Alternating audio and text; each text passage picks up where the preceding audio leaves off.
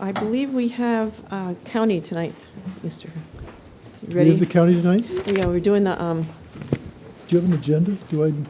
you- I'm not sure I ever downloaded it, but we can remember what it looks like. We'll What- call the meeting of the county commissioners to order. Thank you, Patty. If there's anything here you go. to add Hard to copy. the agenda, are there any announcements, Greg? No, Mr. Chair. Is there any public comment for the county tonight? Thank you all. New business, I'm not aware of any. Members, anybody else? No? And official business? I'm not aware of any official business other than commissioners' reports and comments, and we're talking tonight about the representative appointments from the county, and there are two county appointments. One is to the Nantucket Planning and Economic Development Commission, and the other is to the Pilgrim RCDC.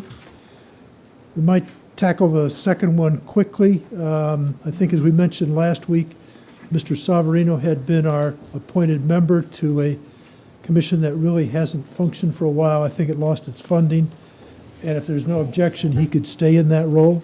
We game for that. The other is the appointment of a representative to the Nantucket Planning and Economic Development Commission. And are there volunteers? Do we have nominations? Mr. Miller? I'm very interested in taking on that assignment, if it would be possible to do so. Excuse me. Other comments? That seems good. Is that agreeable to all of our members? Yep. I think by consensus, Mr. Miller, you're it. Thank you. And as we know, the meetings are open to the public, so any one of us or other members can attend in any case. So Bruce, you've got it. Is there any other business for the county tonight? If not, we'd entertain a motion for adjournment. So moved. Moved and seconded. All in favor? Aye. Aye, we're adjourned. Patty, back to you. All right, we're going to open the meeting for the Board of Selectmen, 2nd of May, 2012. First of all, the board have any changes to the agenda? Seeing none, we accept that as printed. Announcements. Greg? Thank you, Madam Chair. First announcement is the 2012 committee board and commission vacancies are posted on the website. The applications, the openings, the current membership of the boards right now are on the website, so we encourage everybody to go and take a look.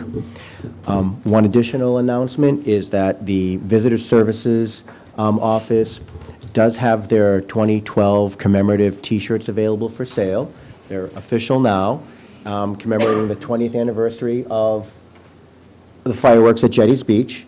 They're $15 for adults and $12 for children, and I told them I'd give them a plug. Is that one mine? And this one is mine. Thank you, Greg. And that's it, Madam Chair. All right, no other announcements. Public comment. Anyone here tonight for public comment on matters not currently on the agenda? We have none, so we'll move to new business. No new business. Approval of minutes, warrants, and pending contracts. First item, approval of payroll warrant for week ending 29 April 2012.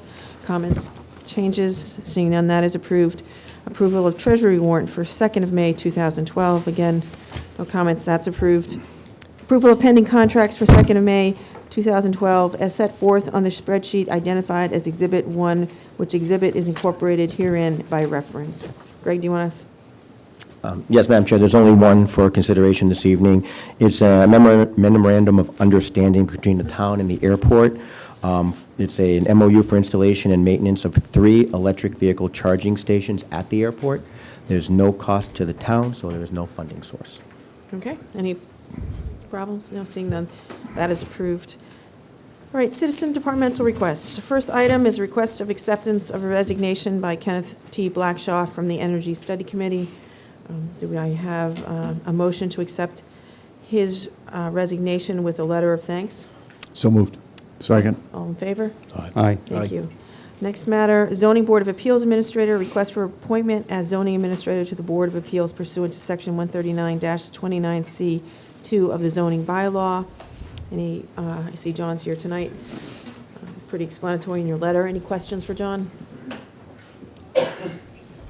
Maybe just when there were determinations you can make now? Could you Yes. explain a little bit more about what that means, Sure. or does it have any implication for applicants? Sure, gladly. Just for the record, John Brescher, Zoning Board of Appeals Administrator.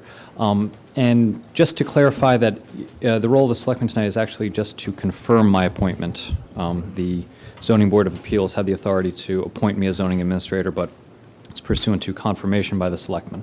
So that's why we're here tonight.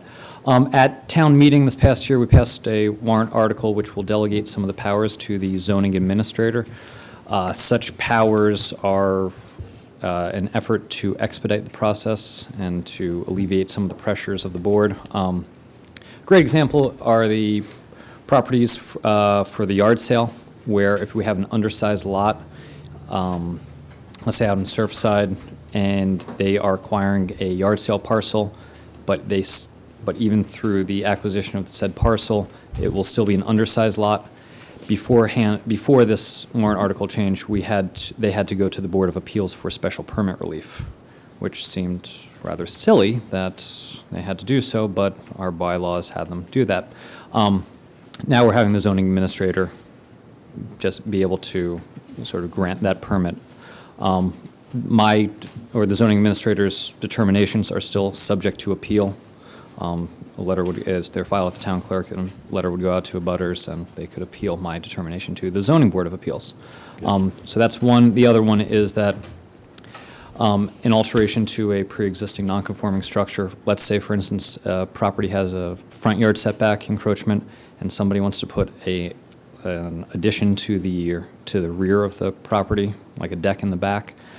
They had to go to the zoning board of appeals for that because there was no sort of segregation of encroachments. It's So not one non-conforming. encroachment Yep. made you go for others Yeah. even though that And wasn't now, encroaching. exactly, now it's a determination that if any change is not substantially more detrimental to the neighborhood or does not increase the non-conforming nature, zoning administrator has the power to make those determinations. Okay, any other questions? Do I have a motion to, I guess, confirm the decision of the zoning board of appeals? So moved. Second. But we're confirming his appointment as the Yes, zoning. just as the zoning administrator, that is exactly it. All right, all in favor? Aye. Thank you. Thanks, John. Thank you very much. All right. 3, action on applications for change of manager, change of corporate name, change of doing business as, and petition for transfer of ownership for the from Faith Seafood Shack Nantucket LLC, DBA Faith Seafood Shack at the Rotary, James Alfred Shepherd, manager, to Nantucket Rotary LLC, DBA The Rotary, Lisa P. Soder, manager for premises located at 1 Sparks Avenue, Nantucket. We tabled this on April 18th and the 25th because Ms. Soder couldn't make it. And so we're back again with our discussion. And my recollection is that we were, at that time, looking for some additional information, which I believe is in your packet, with respect to matters that were not necessarily in front of us, but had some members concerned that should we make a decision, they would impact the litigation. So do I have any further questions from the board? Yes, I'm sorry, Erica. I just wanted to make a comment that some of the information that Mr. Atherton and Mr. Miller were looking for last week that town council had pointed out, I did get an email from town council today stating that everything was received and is in order. Okay. Further questions from the board? No, I think that answers the questions. I think we might, in our motion, say something like council confirms that the appropriate documentation was filed, just to confirm that that's what's happened.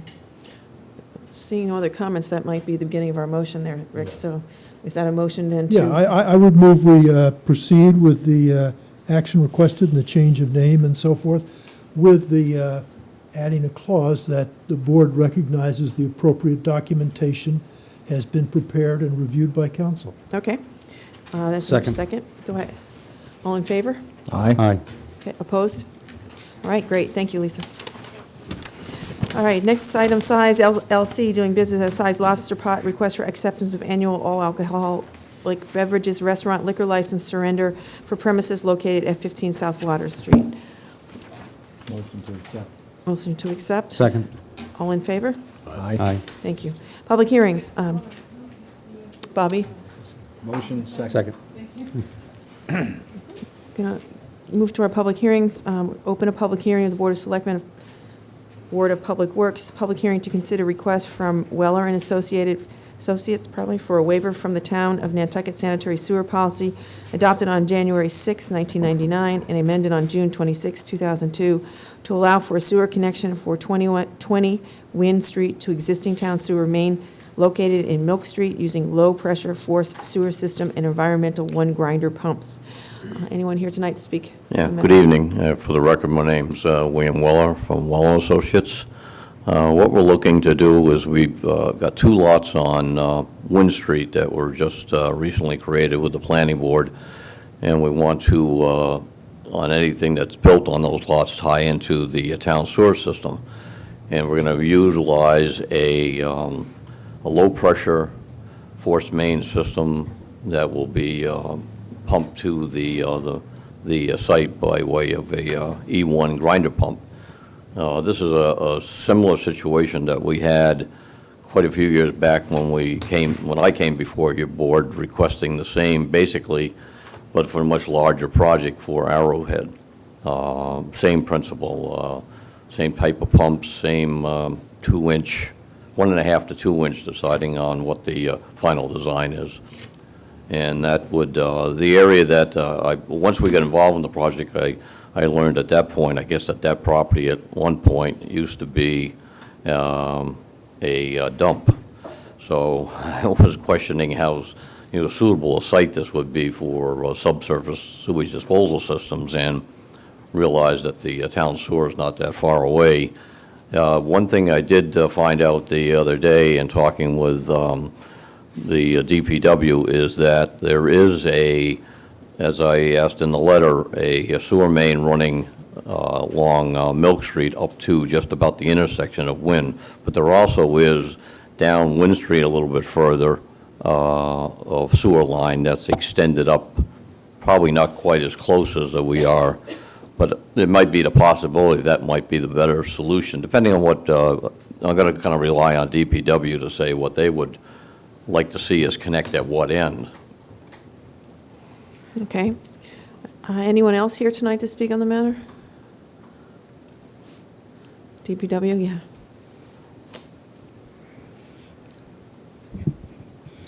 These 2 lots are within the sewer district. The lots just northerly of these are not. So we would suggest that the line be connected to the Milk Street direction, southerly direction. It does meet the board's requirements for variance so that it can be granted. Okay. All right. Any other comments from the public? And we'll close the public hearing. Comments from the board? Maybe just a question. Are there any other lots between these lots and the sewer that could be picked up or anything like that?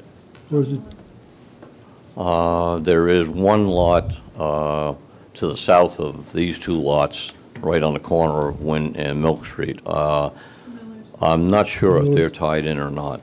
I don't know, it just seems to me as you're putting in a line and you're going by another lot, and it's to our advantage to get it in the system. Is that something to think about? That's It all. could be, I don't see a reason why at this point, we wouldn't plan on that too, because it's the only 2 lots and then that corner lot that would be coming to that intersection. We're going to design this for a single line in the street, and then each lot will tee into it. So we could certainly accommodate, even if it was done, we plan on tying in both lots. One lot is going to get developed before the other, I presume. And if the corner lot wasn't quite ready, it doesn't mean that at some later date they couldn't tap, or if it was convenient, we could also stub a lateral off of that at that time. I would check with the owners to find out if indeed they haven't already connected into Milk Street, so we would certainly follow up on that. I believe they have a connection into Have they Milk. connected? Thanks. All right. All right. Any other comments? Bobby? Madam Chair, I would make a motion to approve this with the references in here in Kara's memo. There are 4 items. What page is this? 82. That the system be constructed in accordance with the Wheeler and Associates design dated 2/29/12. That the homeowners association be created to fund operations and maintenance costs related to the privately owned common sewers within the subdivision and any portion of said system which may be located within the privately owned road known as Wind Street, that the sewer connection permits will not be issued for lots within the subdivision until such time as the project proponent demonstrates to the Director of Public Works or his designee that his homeowners association has been established in accordance with item 2 above, and that all pressure sewer pipes constructed as part of this proposal shall be a minimum buried depth of 36 inches. Okay. All right, so we have a motion. Do I have a second? All in favor? Aye. Aye. Thank you. Thank you very much. The next item's Town Manager's Report. Tonight we have Greg with us. Libby's away, and the first matter is Nobodere Field project update. Yes, thank you, Madam Chair. A few weeks ago, the board asked for an update on the playing field, so we have Jimmy Manchester here with us this evening to give us an update. Good evening. Sometimes it's easier to do a show and tell. As you know, that we started the field last March at this time, not quite this time, but it was the end of March. And what we came up with, I don't know if you can see this. If you remember, this is Belvedere Farm Road. And I'll hide my hand here. The lighter green is the 2 fields that we recently built, which are all irrigated right now and growing hardly.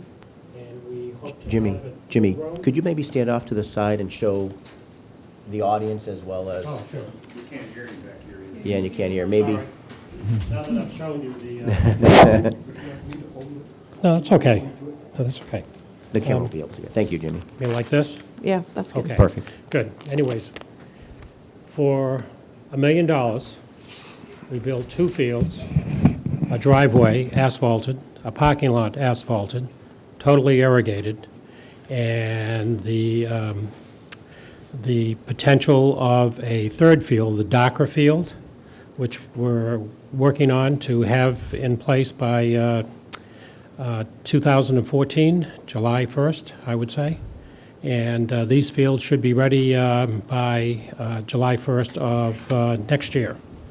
It's hoped that by some of the people that want to use the fields would like to use it next spring.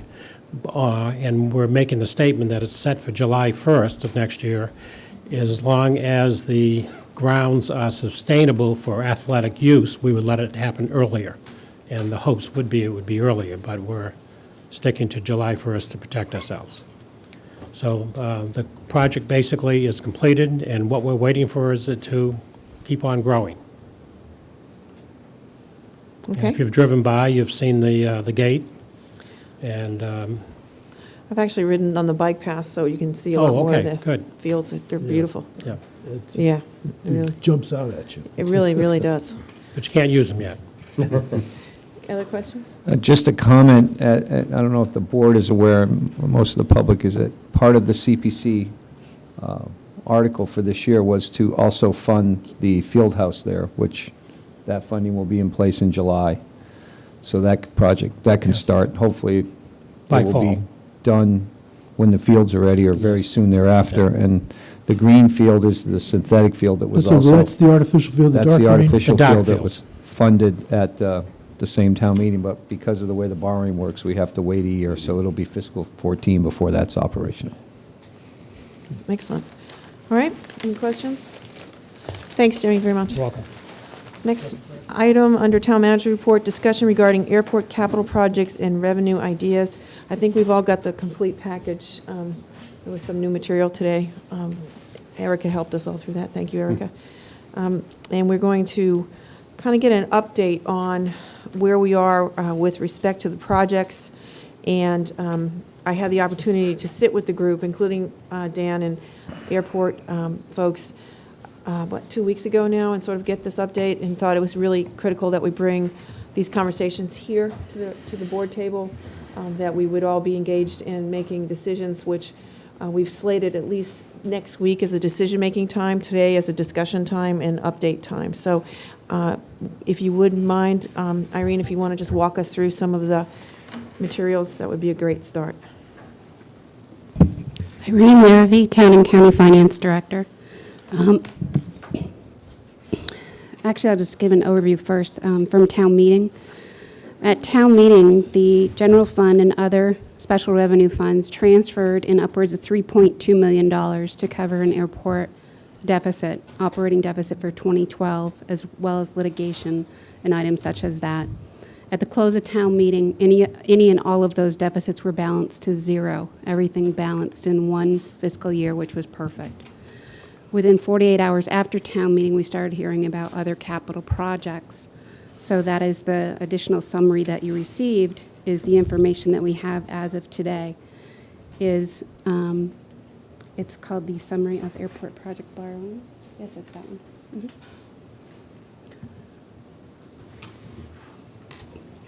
So all of you have this in your packet for this week's meeting. As an overview, since December of 2011, the town manager and I have repeatedly discussed with the airport commission chair as well as the airport manager the need to scale back some of their construction projects because we did locate the deficit situation. We needed to get through that. We need to cover that and then review where we're at thereafter. We do have airport existing short-term borrowing that is currently out that the projects have become completed, so they will go long-term this June. Those are the first 6 items that you see under the heading Airport Existing Short-Term Borrowing. The total of those projects is about $4.6 million, and the long-term debt will range anywhere from 5 years to 10 years, depending upon the type of purchase that was made or service rendered. The second set, number 7 and 8, are 2 projects that I have received conflicting information on if they're completed or not. So Article 13 of the 2010 Annual Town Meeting Airport Ramp Extension, as well as the parking lot improvements. I have heard from one party they're complete. I've heard from another that they're not. So far, the plan this June is to continue the short-term notes for those 2 items until we have a definite figure at the close of the projects. You don't want to do long-term debt on a full $750,000 if your project only cost you $740,000. That's why we'll be cautious with these last 2. The next section was new borrowing on page 2 that has come to light, some of it right before town meeting, some of it just after town meeting. Under the heading, the airport new borrowing requests, we have learned in number 1, Article 12 of the 2011 Annual Town Meeting, a $3 million contract was signed with Baybuck Construction to complete the general aviation building. That contract needed the signature to the availability of funds from the town accountant or the assistant town accountant, which it didn't have either. That's how this went through a loophole and spending started occurring on this contract. Article 12, Runway 624, they're requesting to borrow $1.3 million. We have heard that this has been a finding by the FAA for over 2 years that this project is needed. Otherwise, there are potential implications of what we've heard is shutting the airport down. We have been informed that a majority of this project would be reimbursed by federal funds, federal grants, but we have yet to receive an award letter or even a commitment from the federal government that they would in fact earmark these funds to repay Nantucket for this project. Until such time we have that, all the projections assume that we do not have that funding. Until we actually have a grant in hand, that's how we handle any other projections for the town, and that's how we're handling these projects as well. Article 12, Taxiway 1533, is a similar scenario. It's another $2 million they're asking to borrow. My understanding is this may also be eligible for federal grant awards, but again, nothing's been committed to by the federal government. Number 4, number 5 are 2 projects that the Chief Procurement Officer and I discovered were also signed contracts that were not verified by the town accountant or assistant town accountant to the availability of funds. They're commitments that have already been made to vendors without borrowing any funding to offset these expenditures. Right now, expenditures such as this, as well as the $3 million contract that was signed, is being paid from the airport's operating budget. and there is not funding in the airport operating budget to continue this for long. Once their funding runs out, because they're absorbing many of their regular operating expenditures in these capital projects, once those funds run out, the town accountant does have the ability to stop paying bills because town meeting is the authority that authorized a spending limit for any and all town departments, enterprise departments, school, etc. So once it hits that threshold, legally, we cannot let any bills go out of our building that would be under this specific operating expense for the airport or any other for that matter. So there's a debt schedule that I have provided. If you like, we can go through the next steps, or we can come back to the items for consideration to close. I think we just kind of go through the memo. I think that would be helpful. Okay, sure. The 3 items that we're asking the board to consider is which construction projects will move forward or be placed on hold.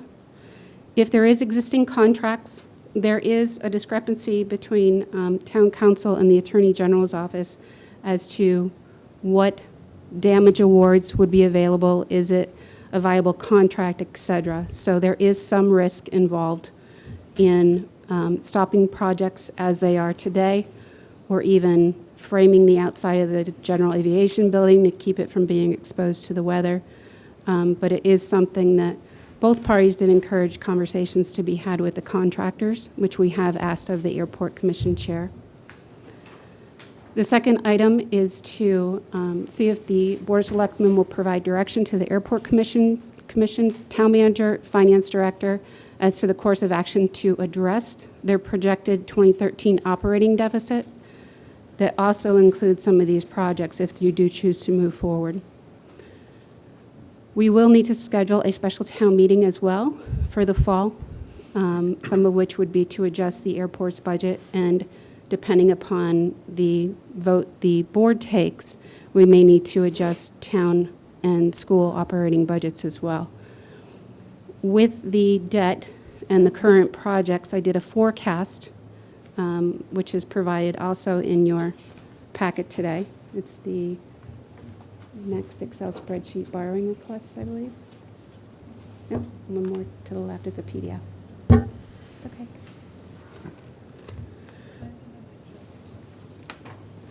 Yes, let's make it very big. So what I basically try to do is put the information that you had in your summary into an Excel document for a picture perspective. The top section of this document has the annual town meeting that voted, what article number it was, the purpose it was voted for, how much town meeting authorized, and then how much the airport requested was borrowed. Continuing through, the existing box, the original short-term debt was borrowed in February 2011 for the items that are in your existing summary as projects that are out there. Majority are now completed. That's why you see the 2 that were still in question, the $750,000 and the $400,000 for the parking lot improvements. Those 2 projects were still in question if they were completed or not. So that's why they're staying short-term for another year. To convert to long-term is the remaining projects that have since been completed. If you continue to the right, there isn't any new short-term or long-term debt associated with those existing projects because we already have them out. So what I did is I actually estimated, here's the debt service short-term in 2013 that would apply to those existing projects, and here's the projection for the items that are going long-term. The items going long-term include principal as well as 2 interest payments. For the 2013 debt service budget as submitted by the Airport Commission to the Finance Committee that was developed by airport staff, there wasn't an assumption at all to include this new debt into their budget for 2013. Therefore, we do have an estimate for how much in the bottom line the excess or deficit would be by adding all this new debt on with the airport. And I even took it out to 2014 just to show the impact going out one more year. In your second set below is the new projects that were being requested. That one starts off with the 2011 Article 12, $3 million for the GA building, the General Aviation Building. And if we carry that one across, none of those funds have been borrowed. They would be borrowed this late May, June, if the board chooses to do so. A majority would be short-term because we don't have the final amount that the project would cost to complete. The one item that's $297,500, I can't even say it tonight, sorry. $297,000. There's already a signed contract for that, and the money's been expended. So that's why that one would go long-term, and that's for the Vale project. That was putting the electrification in so that the planes could plug in, so you could reduce diesel emissions, I believe. And just so the board knows, that came currently out of the current operating budget, so, Correct. at the airport. So if you To pay for continue, the money that's already been spent. correct. Yeah, the bill was paid by the operating budget, so the operating budget will face the shortfall. Once it's borrowed, if the board chooses to borrow it. So as you continue right, the column that starts with $213,000 on down, that would be the implications of short-term borrowing for those amounts. So that's basically the interest as well as any pay downs that would come next May or June, a year from now. And the first debt service payment for the $297,000 would be $30,000, and that's an estimate with principal and interest. And then that also carries over into your last column, which is a projection for 2014. So strictly speaking, from a debt perspective and all these items under consideration, the difference between what we're projecting the debt will be in 2013 versus what the airport budgeted is $902,000 shortfall for 2013. The fiscal 14 number, in order to come up with a projection or just assumption for that, was if the airport submitted a budget again next year that had $822,000 as a debt service number, 2014, the debt service payment would be $1.9 million, or it's estimated to be. So you'd have a shortfall of $1.1 million. So the debt will continue to pile on to the existing structural deficit of another $900,000. So to balance the airport's operating budget at this point in time with all our projections is about $1.8 million deficit that we would have to cover. And that's either through cuts at the airport, stopping some of these projects, delaying some of these projects, or other reductions to town and school budgets. May I ask Thank a you. question? Sure. Did all your projections reflect anticipated reimbursements from the state or federal governments? Not at all. Nothing has been turned in from the federal or state government indicating that the grant is coming through. They wouldn't even put it on a letter. I believe Bill McGrath actually asked for a letter of intent so that we had something to go with. Nothing. But we are anticipating reimbursements for? Well, we can't until we get paperwork, is my understanding. No, okay, but sort of, it's a little bit of a chicken egg, though. I mean, Exactly. That's the understanding, and that's what's been communicated to the Capital Committee and communicated to Libby and I. But until we have that document awarding the grant, we don't include it in our projections. But to exclude them completely kind of presents a unnecessarily negative outlook, I would think. Another example that I could use, and where something has fell through in the past, is when the GA building was originally presented to the Capital Committee, it was going to be a certain percentage funded by federal grants. That did not come to fruition at all. Is it going to be zero? It's zero. But how about the runways? That again, until we actually have a grant award, we don't assume that we're going to receive it. Rick? Just to follow up on that, if a project that we expect grants on has not been started, then even though we don't have the paperwork, presumably we wouldn't start it until we did have the paperwork, right? So that's a little bit of the chicken and egg thing again. That's actually been our recommendation, is if the grant awards typically happen in May to late June when you receive the award notification, and the busiest time at the airport is June through late September, early October, where you can't start work until after October anyway, we are planning to do a borrowing in late September, early October. And that would assist in reducing some of the impact on 2013. Right, so at least those, if there's a 90% reimbursement, We know at the end of the period of construction, hopefully we'll get enough grants to pay all but 10% of it. But presumably, again, we wouldn't start until we knew the grants were in place, right? Correct. Okay. Our understanding, though, is the airport would like to get these underway in this current borrowing. And just to clarify there, too, can we go through the projects again? The GA building is already under contract and begun, correct? In terms of Correct. The 3 million, 1.5 has already been spent, and that's going long-term. Okay, They're asking for an additional $3 million. okay. The next item is the resurfacing the runway that has, what's its status as far as contract and the like? My understanding is there isn't a contract, Okay, and that would be subject to potential grant awards. okay. The next, the ramp electrification, I believe is the next? No, taxiway, Oh, runway 1533. okay. Runway 1533, do we have a contract for that? 1533, there's not a contract. Okay. Now the ramp electrification, that's actually been done and paid There from the is a- operating budget. There is a contract that's been paid in full. Okay. And the final is the construction of Phase 1 of runway 33. Again, there's a contract, there's been payments made. That's why the $865,000 is the recommendation. Right. All right. Just wanted the board to know where we were in terms of liabilities, because that's the question that we'll be confronted with next week. We've got issues with respect to outstanding costs on the debt service. There's projects that haven't been started, which there may be an argument, as far as discussion purposes, to start them or not.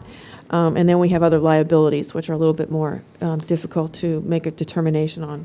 Correct. It could be something that you hold projects until we actually have the grant anticipation note, and we can borrow that way at a lower interest rate.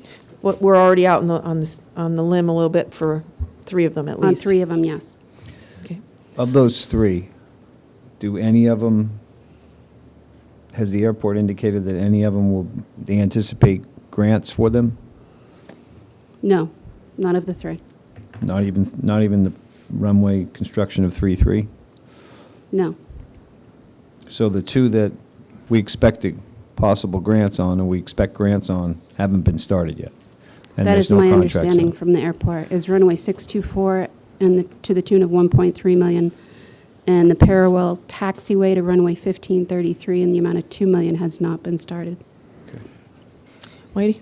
Did I hear that there are certain projects that if we don't do, then they're going to shut down the airport? There might be a better Dan question, actually. Well, then I think that's important to, Is that all right, Irene? Sure, yep. Yeah, and I Do think you mind? Sure. Dan Drake. Madam Chairman, I'm Dan Drake, the Chairman of the Airport Commission. I would like to, and I can wait if you'd like, but I'd like to address all of these projects in a slightly different context and also address some of the other comments that have been made. Okay. Be happy to do that now or not. Is that all right, In Whitey, terms in of terms of your question? Mr. Willauer's question, I can do it now or I can Okay. wait. He's all right to wait, so if you want to just do the Okay. big picture, that's all right. All right, so I'll wait till you're ready then. All right. I think we're wrapping up with some direct questions, Irene, not that Maybe- we're totally finished, but maybe Dan. Just one follow-up on the financing options for the grant, what do you call them, grant anticipation notes or Correct. whatever that might be. Another, because those are, we're going to pay money and then we're going to get reimbursed and pay money and get reimbursed. Is it also reasonable to explore the opportunity for bank financing where you might not have to borrow all the money up front? And You can do it in sections. The issuance costs and everything else would still pretty much be the same. As far as having like a line of credit, Yeah. that's not something we do in government.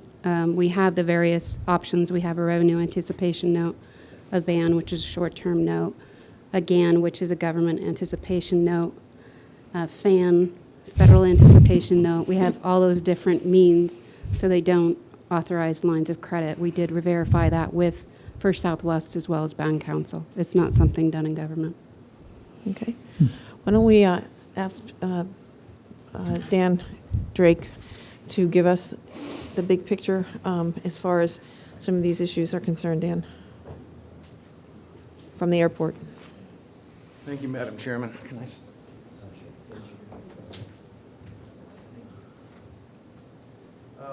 First, if I might run through this list and just offer a few additional comments. On the first one, two,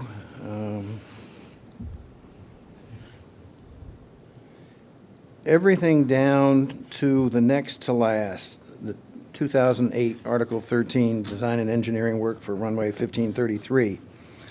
All of that is work that was done, contracted for, paid for long before the current regime got in place. I won't say long before, but it was all essentially done. Okay, It's understood. out there. There was no reimbursement for any of that. Right. Part of it, part of the third one for the administration building is paid for the initial stages of construction. But Right. that's exhausted at this point. But you get down to that design and engineering work for runway 1533. That's a project which is the one that closed the runways a couple of weeks ago. It's done, and it's being reimbursed as we speak. So I'm not quite sure, maybe we do have to go short-term with that money, but at the end of the day, I don't have the exact amount, but it will be a very small amount that will be the town's share of that project.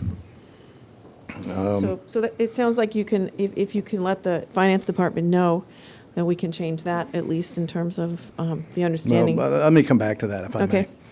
But your point is well taken. Clearly, when you, the 2008 one, I'm not even sure what that's for, but I know it's been funded and done. And again, it's one that's out there and just has to be cleaned up. The rest of the money for the GA building, what was said before is correct. It was represented to the Capital Projects Committee a year ago, last October, that this building was going to be reimbursed. I think the commitment was for 80% by the state. The application was rejected by the state. The application that was put in July of 2010 was rejected. It should have been resubmitted, but wasn't in July of 2011. This was practically the first item on the first agenda of my first meeting was this contract, and obviously at that point we didn't have any knowledge of the financial situation. You have all, I don't know whether everybody's seen it. I know you, Madam Chairman, have seen an email from Town Council on the subject of whether the wisdom of terminating that contract. But we can come back to that. The next project, the Runway 624 project, is the one that you were asking about, Mr. Willauer. And that actually is coming in at, we got the bids opened yesterday. It's coming in at $1,011,000 for the entire project. You can see it was originally estimated at around $2,300,000, so that at least is a small amount of good news. The FAA has indicated their willingness to expedite their review of this. In fact, they reviewed it from a technical standpoint beforehand. The application, I signed it today. It went up to them.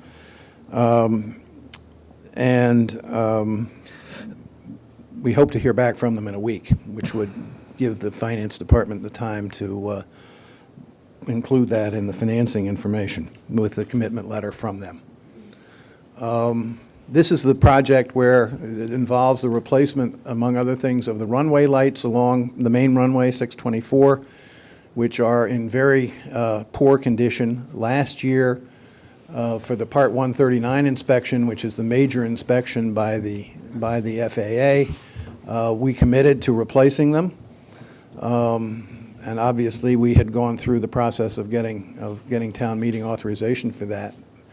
The question was put to them in the context of our concerns at this point that the financial concerns with whether it could be postponed, and basically their answer was no.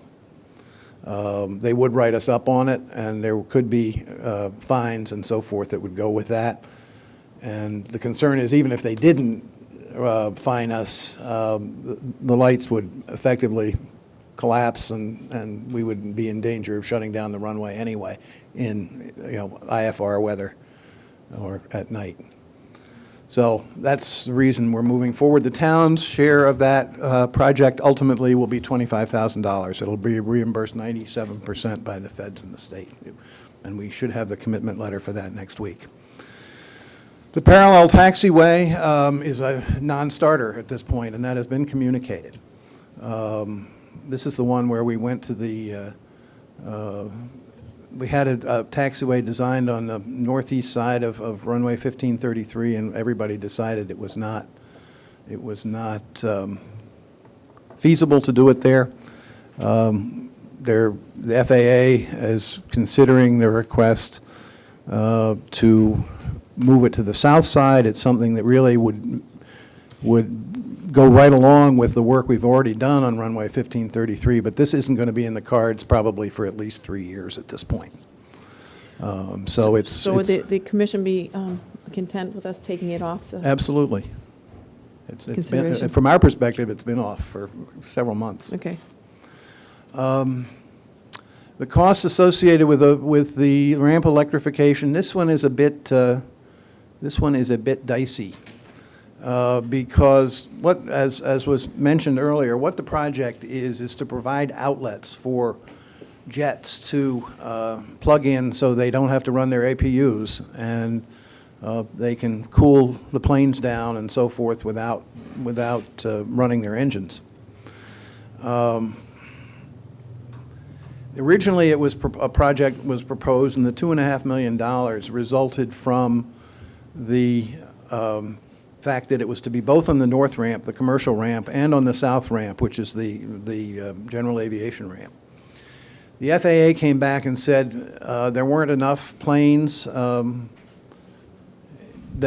could accept it and use it to run their air conditioning on the south ramp. So they limited it to the north ramp.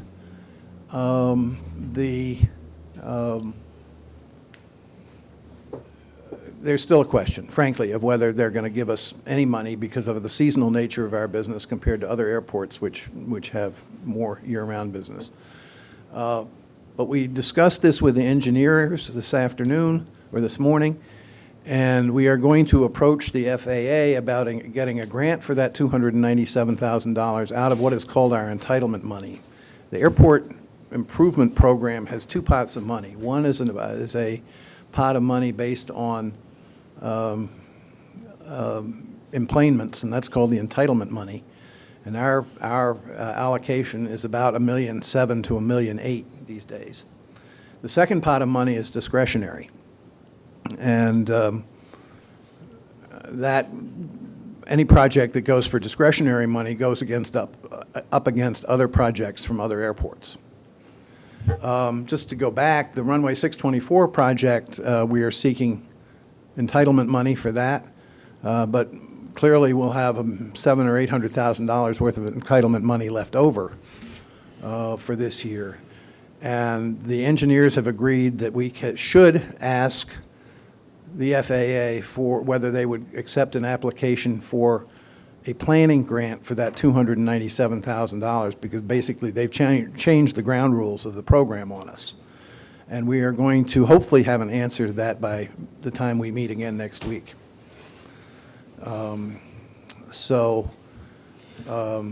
That's the story there. I'm sorry to take so long with a small amount, but that's the story there. I think it's excellent to sort of give us an update as to where you are in terms of trying to make this. And I completely respect the fact that the matters that went before town meeting was the mutual housekeeping that you inherited, and the commission worked with our finance department to clean up. So just to recap. Sorry, the last one is also a reimbursable project. Okay. And we have the commitment for that as well. Right. That's part of what's up above, the second from the bottom item above.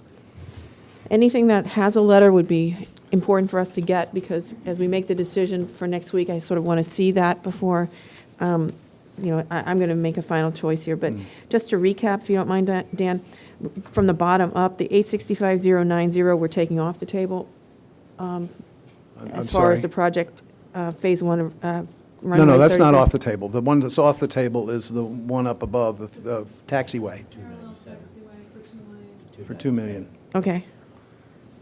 Show it to me in your, okay.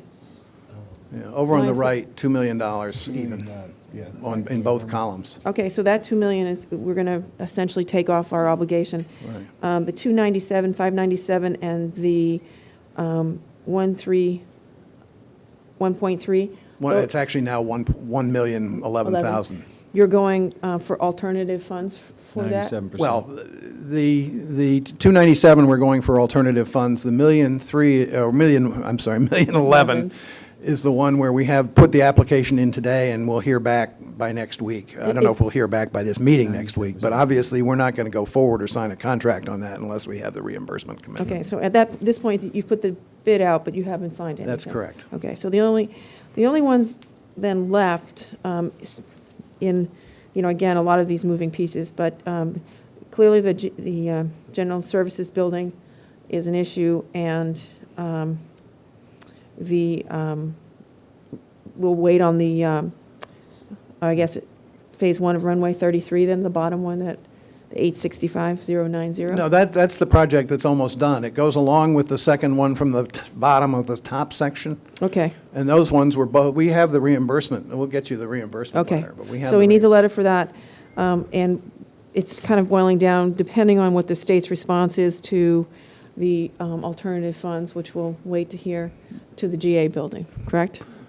Yeah, it really does boil down to the GA building. Okay. And one point I'd like to make with respect to that is that, Bill McGrath has worked very hard with the architects and engineers to try to cut costs out of that. But of course, this is after the fact, after the contract was signed. And every time you turn around and try to think about a change order, the costs end up going up rather than down. I mean, there are things, that building is overbuilt, there's no question about it. And it has 3 kitchens, which it doesn't need, and things like that. But, to take them out and do alternatives, and it costs as much or more, unfortunately, than, as we found out, than to go with it as planned at this point. Okay. So, Questions from the board? Whitey? Dan, the ramp electrification, yes. that isn't necessary, is it? It is not necessary. It is Yeah. under a separate, except that 297,000 has already been spent. Oh, okay, so you can't And move it. if it were to go forward, again, it would be reimbursed 97.5% by the feds. And, from a noise, it's as much a noise control issue as it is an emissions issue, although it's both. But we'll know probably by June whether the project itself is going to get approval. It's being handled through a different cycle and a different office of the FAA than our normal airport improvement plan grants are handled through. But isn't it for the larger aircraft? Yes, sir. And we're seeing larger aircraft come in here. Yes, sir. It's And I think it's just for for- the Jet Blues and Deltas on that side, and it's for the big, it Corporate. would be for the big jets on the general aviation side. But is it worth following? Because I think for people who lived in Surfside near the airport, the south ramp was an important environmental noise issue, and that's one of correct. the reasons we pursued that. So. Right. And unfortunately, that's really not the place it's going to impact. But the other side of it is, too, if it does go forward, in a southwest wind or a south wind, when you've got those big jets on the north ramp, the stuff that comes out of them and gets blown around and the noise is pretty significant. So if we could help that, it would, even with one outlet, it would be nice. And then we'd get all that covered by the feds, too, certain for sure. So if there aren't any further questions on the list specifically, I'd just like to address some of the other comments. I actually have Bobby, I'm can sorry. we, yeah, let's get through this. Yeah. Dan, I just want to make sure I got this right. On the top ones, the 2008 Annual Town Meeting, Article 13, Design and Engineering of Runway 1533, the $2 million. You say that one, we have a commitment letter for reimbursement. Yes, and that project is finished. I mean, that's the one right. that's being finished so right that now. that takes the $2 million off of the debt load. Well, and yeah. It will once we get reimbursed. Correct. And then that is a continuation of the 865.90. Those two are together, right? That's correct. Now, when the 865.90 90 that was borrowed in 2009. Was that work done simultaneously? Or was Yeah, it's all the same project. Okay, so we did part of it one year and part of it Yeah, the next one of year? the things that I've had trouble getting my own head around is the fact that a number of these projects have gone to town meeting in stages rather than the complete project, which I don't think is the right way, the proper way to do it. But, I mean, the taxiway project actually was planned to go to town meeting in 3 or 4 different installments, which made no sense at all because the project would take 6 months to do. So why it was set up that way, I have no idea, but that's the fact of the matter. Several of these were done that way. And the GA building, for example, it's been done in 2 pieces here. Bobby, That will not I'm sorry. continue. I'm sorry. Bobby, I'd just like to clarify, we haven't borrowed the $865,000. No, but we need to, Right. yeah. But Dan's saying that we will probably get reimbursed for that. I'm just trying to figure, but that work's been completed, the 865.90's been done. Essentially, yes. I don't know if All we right, paid it's- it all out, but It's in the yeah. process right now. The $3 million obviously is the GA building, which is going on. Right. The 624 and the electrification, the cost associated with the ramp electrification, that's been done. That work's complete or almost complete. The 624 is not. That's the No. one we're waiting for. Right. The ramp of electrification, yes. And That's I'm the ass- one we're going to try to find out if we can get a... I'm assuming that you don't plan to do 624 this spring, you're going to do it in the It'll fall? start in September, and this is one of the issues. The plan is to start it in around September 10th and complete it by December sometime, which is why we'd like to get the funding in now instead of waiting until September. Because first of all, we have 120, we got the contract signing deadline extended from 120 days from the bid date rather than the usual 60 or 90. But in order to get this done, with the risk of worse weather setting in and so forth, the plan is to do it that way. Otherwise, we can't lock in that price necessarily. Bobby, just to clarify as well, even if we do receive a grant award in the month of June, we have to cover these shortfalls by June 30th. So we still have to do a short-term note or a grant anticipation note. There'll still be issuance costs and interest costs. I understand. The GA building, the $3 million was appropriated in 2011, as well as the electrification. The 3.3 was appropriated in 2009. When were those projects actually, who signed the contracts, I guess is what I'm asking? The old administration on all Well, the those? GA building was signed, as I say, it was approved and signed at my first meeting last October. As far as 1533, I'd have no reason to believe it wasn't approved by the commission and signed by the chair of the commission at that time, but I haven't looked at that specifically. Okay. But again, that's being reimbursed. I don't know about the ramp electrification. Who I'm signed? just trying to figure out how we started all these projects and without the borrowing in place, The one thing I don't understand is the communication process. And I know Libby's just changed that to make sure everybody's talking to each other, but, I haven't really figured out how it did or didn't work. And certainly, I'll accept responsibility that maybe the communication was not what it should have been in February, but again, Well, I think part of the problem here, Dan, too, is, and this has nothing to do with your commission or Bill or anyone, but past regimes came to town meeting and assured the voters that the airport had the money to pay for all this. Right. So, if you were to go to the town meeting today with these requests for expenditures, and not have the money to pay for it, I think the outcome on those votes would be completely different. I agree, although, I'm not sure I agree with you on the reimbursable ones, but the non-reimbursable, or the more speculative ones, let's put it. I mean, I remember standing there at town meeting when they talked about the GA building, and we were assured that we were going to get reimbursed 80/20, and that's why I, for one, would want to see these reimbursement letters or commitments in place before we go and start spending even more money. And I, just to follow up on that, what I'm trying to drive at here is the town liability, and for us to make a decision about how we're going to take care of that. And, ultimately, we all know, learning curve, you jumped into this and appreciate your hard work in kind of digging out where we've been. The point at this juncture, though, for me is, what can we do and not do, and how much is it going to impact? And I know for all of us. So when I'm looking at this, basically, what I'm seeing is there's a liability for the GA building, that if we make a decision to end the liability, so to speak, stop construction, there's still a cost associated with that. So we need to consider Which that. is a very hard cost, if I may interrupt, it's a very hard cost to determine, partly because it's a cost of terminating a contract, and partly because it's a cost of, whatever condition the building is left in at the time the contract is terminated, which at this point is an open structure.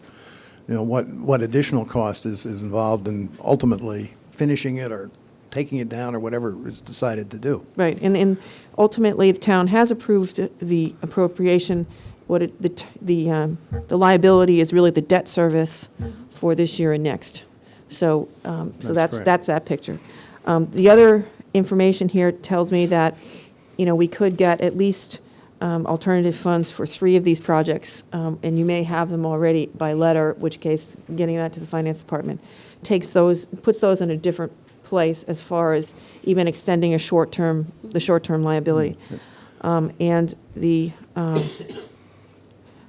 patience with my slowness here, the final one out of the 4, how did we decide that would be? It's been paid out of the operations budget, is that the piece, the 297? The 297 has been paid out of the operating budget. But there's if I heard Dan correctly, he's going to try and get additional Alternatives, funds, okay. the earmark funds for the airport. So to basically, pay for that. either I it's keep my alternative. fingers crossed. Oh, that's right, That's all I can say. We're taking 1533 off the table. That ends my math. So that's the 4 projects. So 3, some sort of alternative funds, and 1 off the table. And again, I'm just trying to put this in a perspective in terms of what the town's, neck is doing out there. I think it would be helpful if we could get together for you by next week, a table that takes this information a bit further in terms of the reimbursements and the, and the timing of those reimbursements, because it has an impact on the 13 budget, obviously. Right. So I think we take that and extend it out. I'm so engrossed, sorry. Tape changed. Sorry, Dan.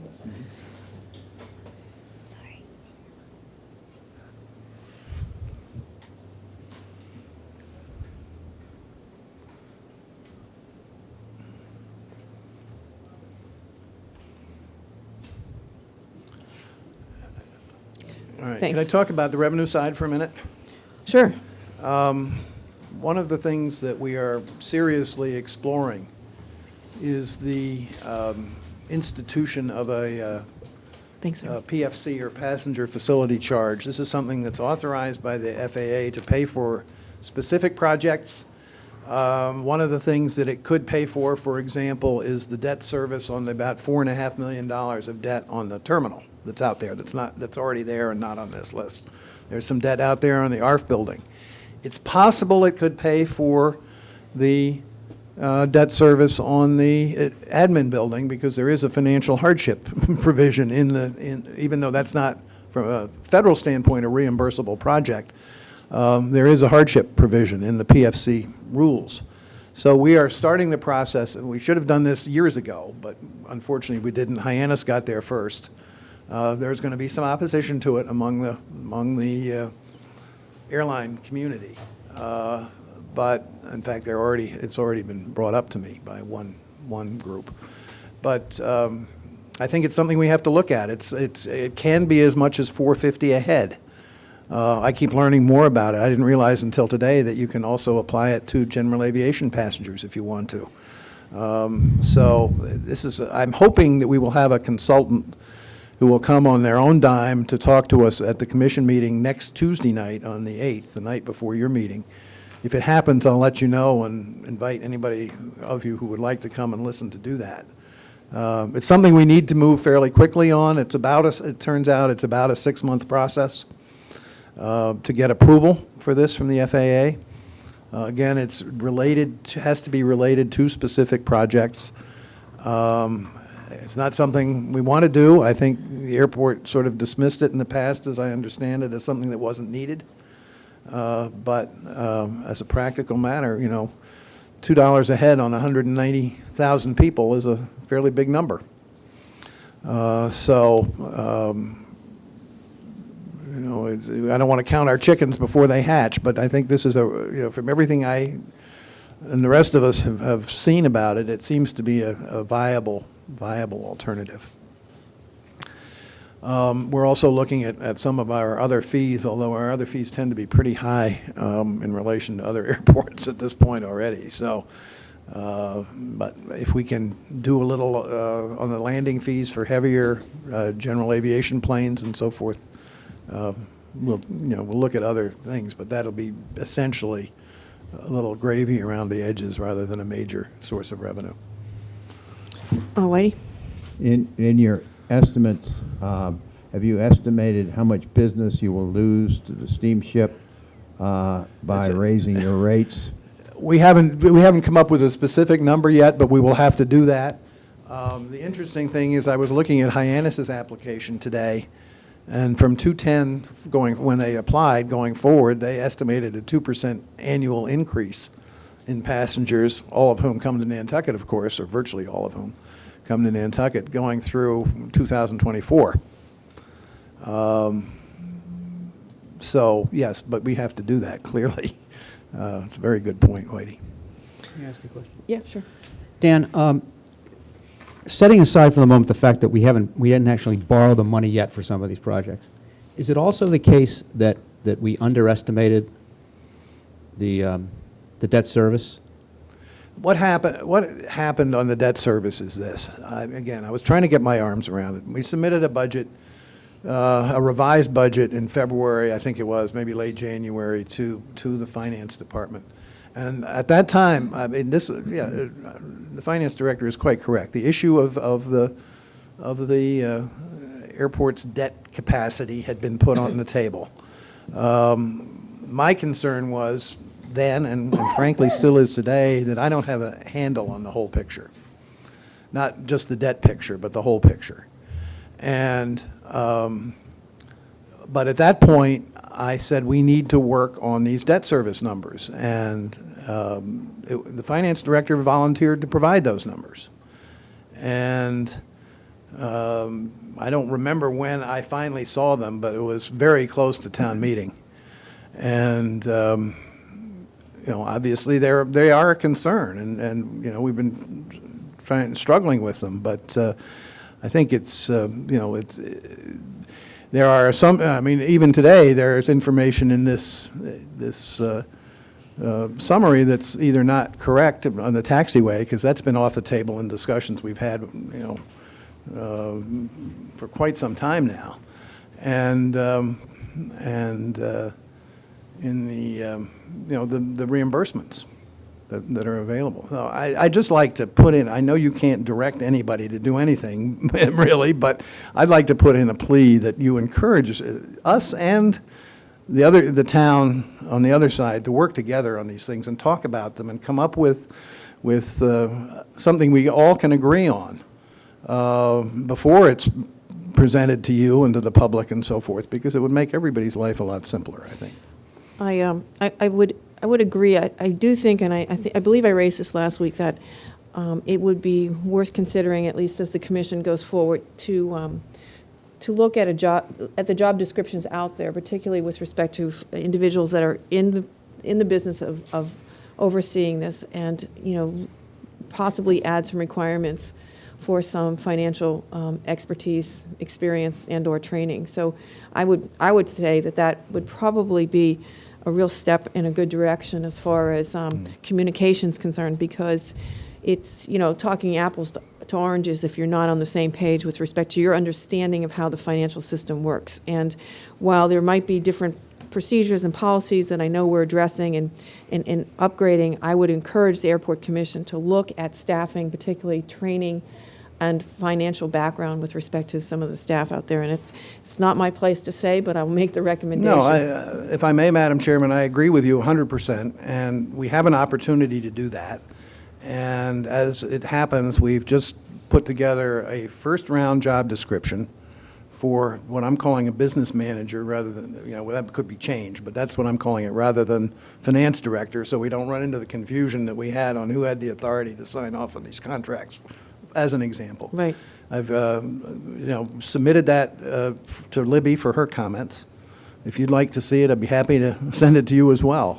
It's a work in progress, and we've got to get on with it because we don't have a whole lot of time. Right. Here, but your point is right on, and we're trying to head in that direction. Right. Further questions from the board? Bobby, you look like you're going to ask something. I was trying to find in here, I didn't see it, but it may be in here somewhere, I probably have it at home, is what your projected revenues were for 13. Do you expect them to be up or down or stagnant or? Well, I think first of all, we're not permitted to project, as I understand it.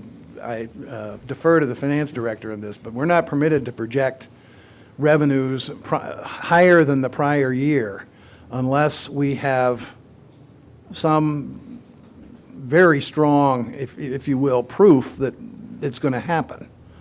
So that sort of constrains us in terms, we do believe we're going to collect a little more in fuel and so forth, but is it reflected in the budget? Not really. And this is one of the reasons I think why we're going to have the need for the second town meeting, so we can see where we are. Because, for example, I mean, it's still part of 12, but the numbers were up a little bit on Daffodil Weekend from last year. And so, yes, I mean, basically, we are required, as I understand it, to budget revenues flat, unless we have some very strong reason that we can demonstrate. Like this new fee. Like the new fee. Well, Is that not correct, Irene? The Director of Accounts at the Department of Revenue for the state of Massachusetts has indicated no increases for any enterprise funds. This is now going up on, I believe, the third or fourth year, where the only way you can project an increase in an enterprise fund above what they made in the prior year is to show that a new fee was passed and to show 6 months of actual data proving that revenue came in where you forecasted it to come in. He's been really stringent, and he has not passed any budgets. The last time I put in the tax recapitulation worksheet, he requested a full paragraph explanation on why sewer privilege fees were projected to go up 0.0051%, and it was $2,000. I understand that. I have concerns that I think your revenue, if anything, may go down. And I say that as someone who used to fly all the time and now takes the high-speed ferries, and the amount of workmen that I see getting on and off the high-speed ferries every day. If you add another fee, Hyannis has added the fee on that end. Now we're going to add it on this end. They've triple loaded the fee, actually. Yeah. Over there on the airlines. It used to be our bread and butter was all these workmen, the combination of the downturn in the economy and then the $28 one-way ride on the ferry versus, I don't know what it is on the plane. Basically, when the it's a lot shuttle more went than that. out of business last year, nobody else picked up that business because they're $28 fares or whatever they were. I mean, this is all something that has to be considered. Clearly, in a lot of the revenue categories this year, we projected it to be somewhat down from what the original budget was.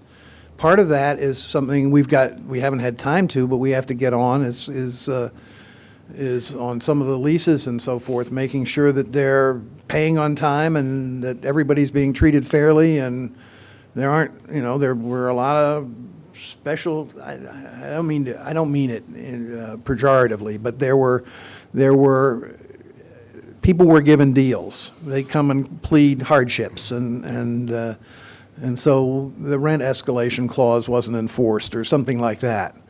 And, yeah, so there is some of that, and, you know, it's very hard to get a handle on it. But I think one of the jobs of the new manager is going to be maximize non-airport, non-aviation-related revenues, much more. I mean, if somebody has an idea of how we could rent out that summer baggage claim area for 9 months in the winter, I'd love to hear it, frankly. You know, we've just got to come up with creative ways of making sure we have the revenues there. I'm also assuming that what you talked about with the business manager versus a financial director, that the new manager will be very involved in the hiring of that Yes, person. he is. He's actually involved in writing the job description. He's engaged in that. Bobby, just to follow, it seems to me you're getting at sort of a, forget the. Excuse me for interrupting, Yeah. but there is one other piece of it which I think is important, in that we have agreed also to convert to the Munis system as of November 1st. So that will change the role of the financial person at the airport, too. But just to follow up, it seems to me that sort of there's a question of the basic business model, Bobby, that you're raising. And we went into the budget last cycle with a program deficit to use retained earnings for, unless we make changes like increase revenue or cut expenses. I think that built-in problem is still going to be there. And I think that's what you're alluding to. So the debt service is part of that, but we may have some more basic, longer-term Well, fundamental we've done issues. some of that, too. The reduction of staff and some other things, readjustment of staff and so forth, was not in the final budget that was approved at town meeting. But it's there, it's going on. There will be some benefits there. You reach a core, clearly, at some point, that you have to consider. But, you know, we're looking as hard as we can at every aspect of the operation out there. I mean, one of the things we're doing right now is paying $36,000 a year for rent for the temporary office. You know, so that'll go away if the GA building is finished. You know, that kind of thing. It's a moving Maybe they should target. move into the baggage area. I was going to move us on partly because, well, I think this is really important because as we make this decision, we need to know best practices are being implemented out there, and I think this gives the public and us some confidence that is happening. I just want to refocus on our kind of our driver here, which is the question of what to do with what it's amounting to, the GA building.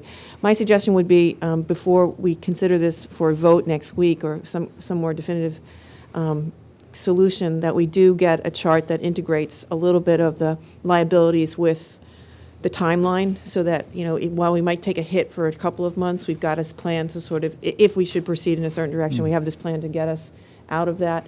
And And you we'll know, try to do something on the PFC side of that, too, to show. that would be what- great. yeah. So if we could do that and, you know, help us weigh the cost benefits, I think we should also get that letter from town council and reread it about what the implications could be for the GA building should we stop work, because again, that's going to be part of our consideration. And continue to hear from the airport and, you know, encourage along that, you know, the sort of direction you're going. I think it's great. But we're going to have to make a decision next week with respect to the financing, and at least from my perspective, those would be handy tools. Anything else the board might ask for? You know? Just, it would be nice if the board and the finance department could agree on, I guess for lack of a better term, I would call a pro forma. So while I understand that technically we're not allowed to count on reimbursements until we get them, if we really believe we're going to get them and it's reasonable to expect them, I'd like to see a column that leaves that borrowing out of the equation, so we know the kind of the bottom line. We can show it both ways, Right. because there's still costs associated with it because you have to borrow before you get reimbursed. So Right. I'll show it both ways. Okay, That'd be terrific. great. Madam Chair. Yes. And Dan, if you could get any of those commitment letters, if any of them come in. Well, I don't know that, well. You say you have a couple that we have that. The 1533 project we've got. Okay. And we'll get that to you. I don't know when hopefully by next week, but I'm not 100% sure we'll have the one on the 624 million, $11,000. But we haven't borrowed that yet anyway, so. No, but we need that letter, and FAA knows that, because if we're going to go into this borrowing cycle, we need that. Right. We need that. And I think those are the only ones from that list. Yep. I think so, that too. were outstanding, okay. Oh, plus the 297, but we won't know on that. I may know at least an indication by next week, but. Okay. Excellent. Well, thank And you. if you think of anything else you want for next week, please don't hesitate to let me know. Thank you very much. Thanks, Dan. Thanks, Irene. All right. Next item under Town Manager's report is the Traffic Safety Work Group request for public hearing to make Cherry Street a one-way eastbound. Here, we're just going to vote on whether we're going to have a public hearing. Is that the point? That's correct, Madam Chair. Okay. In March, the Traffic Safety Work Group took up the discussion about making Cherry Street one-way eastbound. This comes to you tonight, just whether the board is willing to entertain a public hearing. Okay. Any objections to a public hearing? No? No, see, I'm going to do this by consensus and give you the charge to put it on the agenda, on our next public hearing agenda. Will do. Excellent. Will do. All right, Selectmen reports and comments, Coastal Management Plan Work Group update. Microphone's a little high. A little high for me. Thank you, Madam Chairperson. Sure. For the record, I'm Sarah Oaktai. I am the appointed chair or elected chair by our committee for the Coastal Management Plan Work Group. And Erica has a map that we're bringing up here. This is a very short report. I just gave you a one-pager that I was able to gather up today. I brought extra copies for those in the audience that might want one after the meeting. So this way we can all follow along. It's quite simple, and Selectman DaCosta has been at every meeting and has easily could give this report. We've got a great group, and we've got off to a running start. Basically, our report tonight is just talking to you about the sections of the island that we have divided the map of the harbor into, and what process we plan to go about in acquiring the data and getting public input for writing the coastal management plan. And this is a way to present to you what all we're thinking of and get your opinions on what we might be leaving out. So feel free to interrupt if there's something that's not clear or you need clarification. So the process, and forgive me for reading from this, but that's the best way. The process agreed to by the committee at the April 9th meeting was first to break the island up into defined sections of the coastal areas, and here in a moment we'll cover those areas quickly, and to develop a matrix listing all criteria issues to be covered under the coastal management plan. And this builds upon the coastal management principles that Jeff Carlson and the coastal management advisory team prepared over the last year or so. I've got one copy of the matrix. It includes a variety of items, everything from erosion to water quality to security to things that we think should be included. And we're trying to keep very open-minded in this without going too far down a rabbit hole. We'll also be talking about things like public access, one beach, one island areas, offshore resources, habitat, and coastal hazards. So as we're developing this, we're going to evaluate each section of the island using the matrix created and write guidelines or recommendations for each of the applicable criteria or issues. So we're going to divide up the matrix and create a matrix for each of these sections. We're going to hold public meetings to collect input on how the matrix applies to each section of the island. We're dividing this up in order to give the public a chance to have input on the parts of the island that they may be concerned about. Using all the input from the public and all of these matrices that we are developing and that we'll be putting on the web and getting everyone's comments on this as we go, we'll draft the CMP. We'll be using consulting agencies such as Coastal Zone Management, which I'll briefly say in a moment. So we've got the map up here dividing all of the island into sections, and we worked on this on the last couple of meetings. Each section has some of its own challenges and issues. Some of them overlap, but this will allow people who just are concerned about what's going on in Nantucket, for instance, to be at that public hearing without sitting through a 20-hour-long public hearing. We're going to hold, at this time, about 10 public hearings, one for each area. There are, as you look at the map, I think you'll agree with us that there are some certain things that are peculiar to some of these different areas. And as we go along, if things get too repetitive or we feel that there's not any differences and that everyone agrees that Section 7 is the same as 8, then we'll combine them again. After each hearing, our committee will work on drafting the plan for that specific area. So it's in some ways kind of like the neighborhood area plans that have been written in the past for different area associations. These sections will all be put together in final draft, and additional public hearings will be held at that time in order to receive any final public input. So the areas starting up, I didn't bring my little pointer. I never have it when I need it, but right there at the top in blue, Area 1A, it starts from the base of, oh, you're awesome, thank you. Yep, you're so good. From the base of the West Jetty around the entirety of Nantucket Harbor around to the base of the East Jetty. So it's actually that puce green color for the major harbor. That's Area 1A. Perfect. Area 1B is just that little blue tips coming off of the jetties. So that includes the channel. And for example, the matrix for that area would be something where you might be talking way more about homeland security, about navigational aids. There'd be issues that are particular to that. Going to the west, the next area is the yellow color there, and is Area 2 from the base of the West Jetty to the tip of the quote-unquote bathtub of the Eel Point area. Awesome, thank you. Area 3 is in that purple, and that is Nantucket Harbor. Area 4 is an area out by Tuckernuck. Area 5, which will have some unique challenges because of the marine mammals present, is Mesquite, actually. Way out there.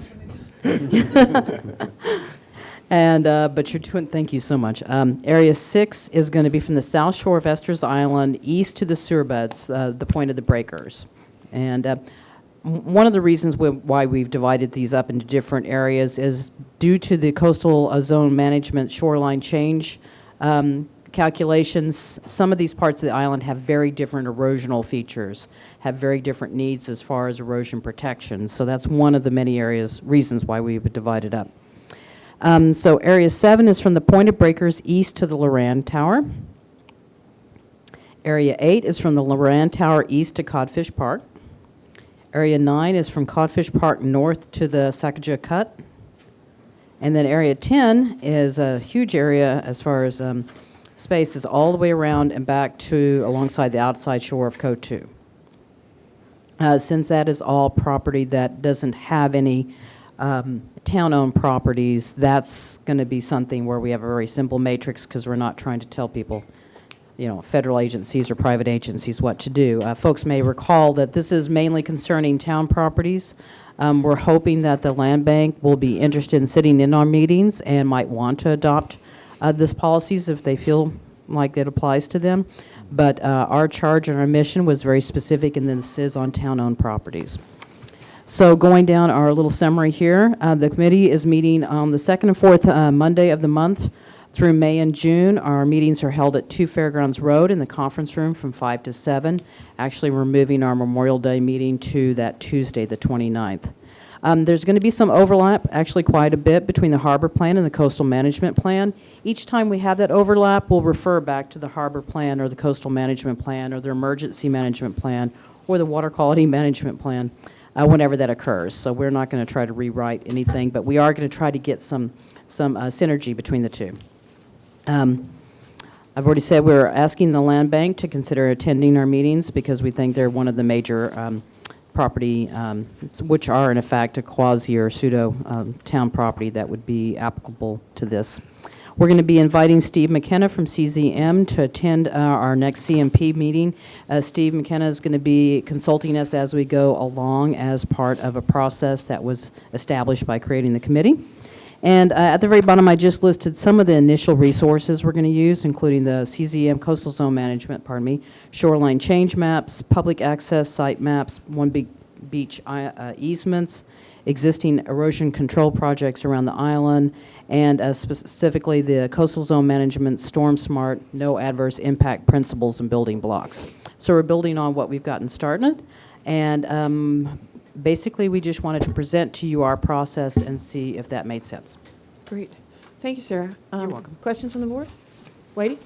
Yeah, well, why didn't you include Hulbert Avenue in Area 1A?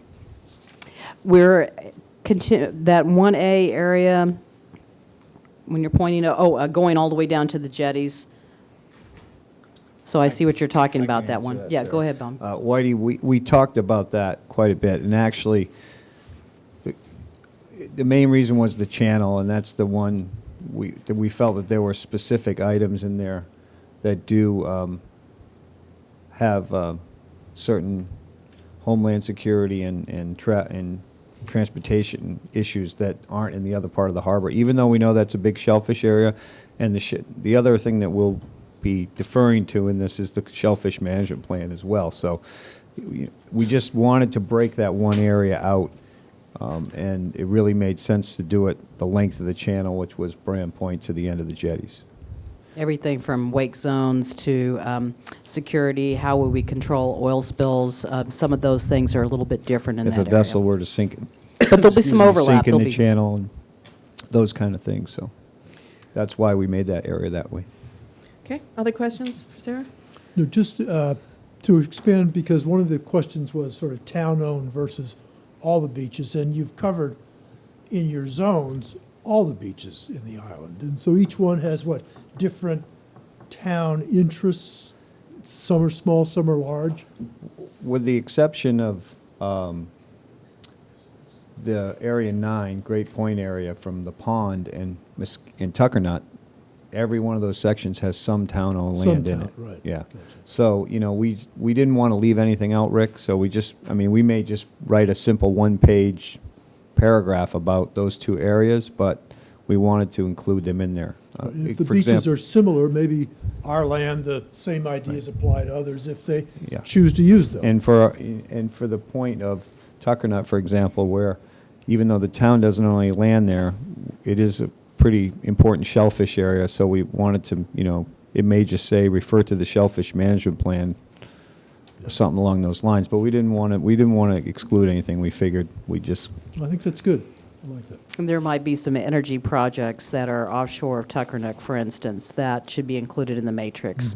Each of them has something that's come down the pike that is specific, either, a change in wave patterns or erosion, or just in the nature of the area plans written for their, and this way each person has an ability to speak about the area of interest. If we find things that could be lumped together and it makes sense to CZM, to the town of Nantucket, and to our committee, and to the public, then we can definitely read.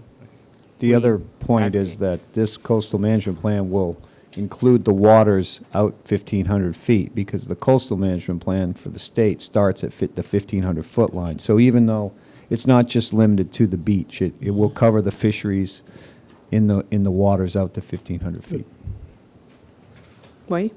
I noticed there's no mention of enforcement in here, and we're beginning to see people that are doing things that they shouldn't be doing, and they aren't being enforced. As part of the matrix, and one of the things we've discussed at our meetings, an implementation phase is key, just like it was for the harbor plan and just like I think it would be for the shellfish management plan. So as we develop specific suggestions for everything from beach easements, we're going to be suggesting some potentially, obviously legal and doable and not expensive enforcement probabilities for the town. So certainly implementation is important, and that would be something where we're adding to the matrix. Great. Anything else? Really appreciate it, Sarah. This is a great start. Okay, awesome. Yep, and it's just a start. If you guys have any, please feel free as we're getting going to give us as much guidance as you feel like giving us. And Yeah, we'll try that- to report back on a I was regular going to basis. say, I'd love to hear this regularly. Yeah, this would be great. Thank you. Awesome. All Thank right, you. thank you. All right, next item tonight is I've been asked by Greg, and I think it makes some sense, to switch 2 and 3. No problem, Dan. So we're going to review, if you don't mind, the proposed scope of services for the Energy Office first, and then talk about the committee, rather than the other way around. So I believe, Greg, I'm going to turn to you for that. Thank you, Madam Chair. Sure. This topic was tabled from last week. What you have before you are 2 draft scopes of service for RFPs for a continuation of our Energy Office, which, as we know, is grant-funded, for 2 positions. We felt that last week the information came to you a little too late into the packet, and there were some questions. I had the opportunity to meet with Mr. Atherton on Monday to review the RFPs, the draft RFPs, and to answer some of his questions. Most of the, I think, questions were regarding intent, as well as maybe wordsmithing some of the documents to make sure that what is being said is what is meant. And I admitted I sat down and did these, and that's all out for the board for discussion. I'd like to stress that the intent of this is to bring this to the board, to be totally open, to see if we want to apply for the grants again in order to continue the work that the Energy Office has been doing. The scopes that I've drafted focus specifically on looking at a long-term energy strategy for Nantucket and what that may be. Just simply a recommendation that would come back to the board, and that was at the higher level, the senior energy consultant position. I also drafted a scope to expand upon the day-to-day activities of the outreach coordinator, who does things like orchestrate the energy audits, and will be hopefully working with our new facility manager, Jimmy Manchester, and other groups to create cohorts of energy-focused people on the island to foster efficiencies and conservation efforts, not just at the municipal level, but also to be a steward and lead by example for the community as a whole. And I'm here to answer questions, and I asked the chair to bring this topic first before we talk about the Energy Study Committee, because it may drive the discussion about the Energy Study Committee and moving forward with their mission and what they could do to potentially help support the office and which is supporting the board and town administration. So I can answer any questions regarding the RFP. I did not make any changes to what was put in the packet from last week, so we were all working on the same platform. All right. One thing that occurs to me right off the bat, Greg, that just occurred to me, and then I'll go to the board, is maybe some language about how the senior energy consultant interfaces with the Energy Committee. It may be useful for us to have the senior energy consultant actually be our eyes and ears with the committee with respect to our scope and not our scope, but our goals and objectives. Just a thought that might be part of the role, is to make sure that their understanding is consistent with what the board, as an advisory group, what the board is looking at. So just some relationship language. Anything else from the group? Yeah, I have a question. Sure. The outreach coordinator description makes perfect sense to me. Okay. The senior energy consultant, I don't think I really understand what we're asking. I mean, some of it seems to be kind of overseeing the outreach coordinator's effort, numbers 2 and 3. But number 1, I don't really understand it. Are we asking him to help develop a policy structure that will allow us to make decisions, or are we asking him to come up with some proposals that will actually decide? Actually, a combination of both. And it may be, and that actually is what Mr. Atherton had concerns about too, as far as the language. I may have not worded it correctly.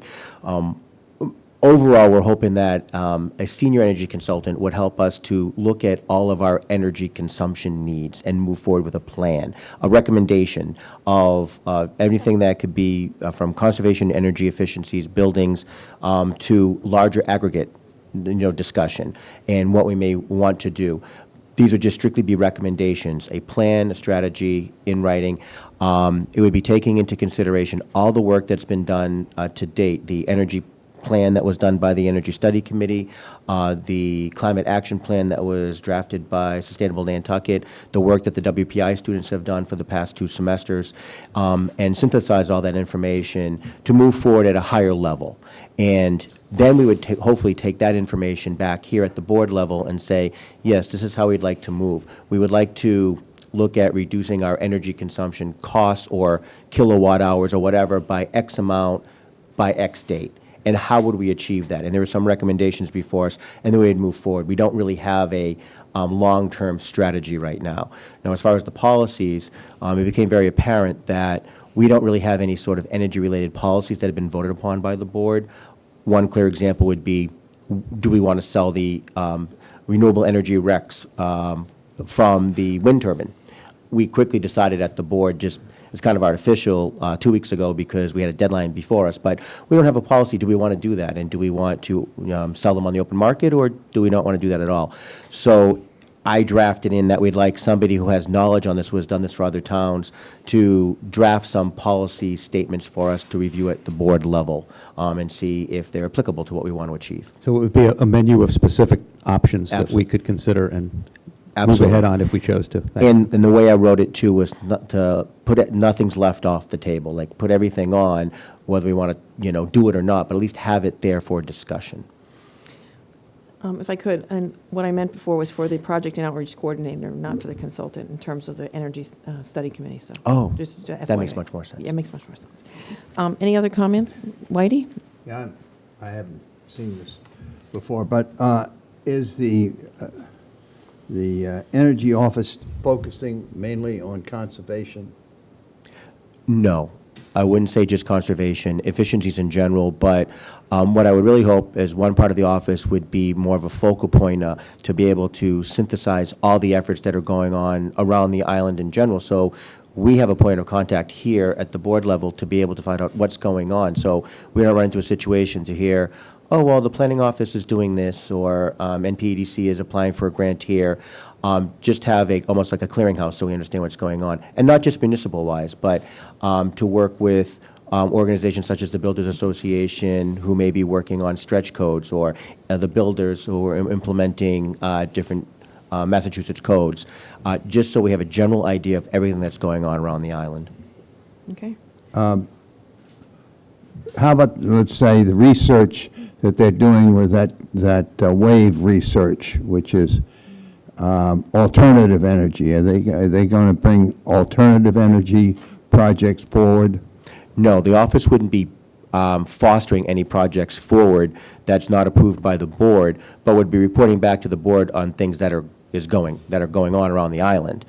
So the tidal energy, for example, which was brought to the board, I guess, maybe 6 weeks ago, or maybe a little bit longer. Through planning. Through the planning board, was brought here for a discussion, but that was a grant and initiative done by the planning department. We only knew about it because we found out about it through the energy office, and we brought it forth to the board.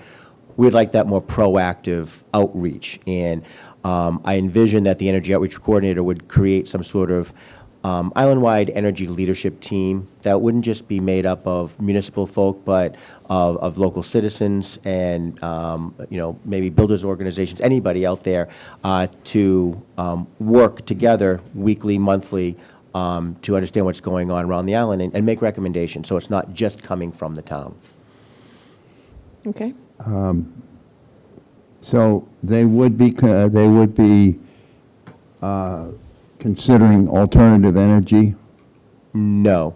The only time that they would be considering alternative energy or fostering anything with it would be if the board says, maybe based on the plan that's brought forth or the strategy brought forth by this senior consultant, to look at some sort of renewable.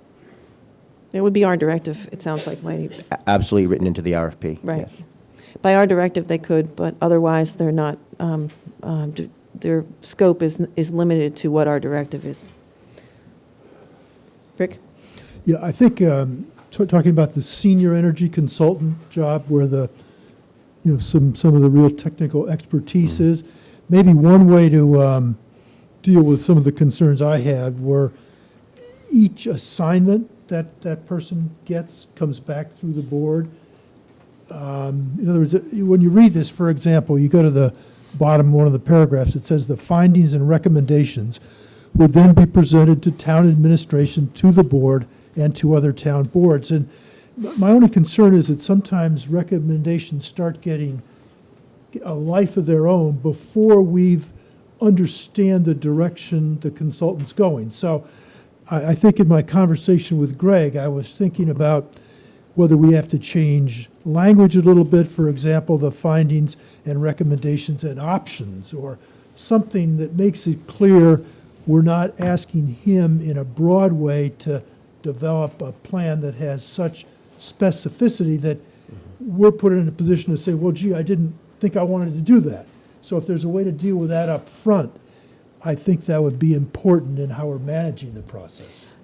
Just to follow up on that, Rick, I would agree. I think we have to remember this is a rather unique position and role. There's nothing else that we have that's sort of created this way with an individual given the sort of direct, frankly, the authority that this position has sort of assumed. And I would be much more comfortable holding very tight to the reins for a while, just to make sure that we're dealing with the efficiencies in terms of the town. I mean, the town and the municipality have certain things it can do and certain things that it shouldn't do, and it should not be an advocate. And I think one of the things we've run into is that there's been an advocacy role, and that role needs to be careful, because we're not in a position to advocate. We're in the position to explore and to sort of introduce efficiency. So I would agree with you that this individual should be very tightly held by the board with respect to if it is going to be the money spent. It's clearly, as a consultant, we would be making the decision contractually with the town administration as to when this individual would be called in and what exactly the scope of services are and what the deliverables are and what the timeline is for completion, and then done with it. Right. Patty, exactly. So the same kind of statement that I was referring to before is included in the deliverables. And when you go to the deliverables for this job, it almost sounds like it's a finished, planned product with recommendations. And I think, again, if we follow that kind of path, Patty, we'll have a specific idea as we go through the process, so it doesn't just develop on its own. Right. And this will help us with the coordinator, because while I appreciate the sort of job that needs to be done with respect to outreach and, raising awareness about conservation and the like, anything that's policy related as far as a directive's concerned, it really does need to come back to us with respect to, and that was my, the individual will report to the administration, so there is some check. The difficulty I have with all committees, not just the Energy Committee at this juncture, is that sometimes they sort of they acquire a life of their own that's outside the scope, and we kind of witness that through a couple of through history in my mind, where we sort of pulled back a bit. Article 68 was one such incident, and we then created the Article 68 work group, put the stakeholders together, came up with a great product as far as the recommendations are concerned. So again, it's just important for us to keep that in mind, that relationship not just with this consultant, but with the committee as well. So right. So saying it again, the deliverables the words can take on a life of their own if we don't stay on top of it. And I think as long as we understand that in our management of it, and maybe even modify some of the deliverables so that they're decided as we go in some way, just to make sure we're involved. I'm really confused. Let's say you have PV solar out at the wastewater treatment plant. How does this deal with that?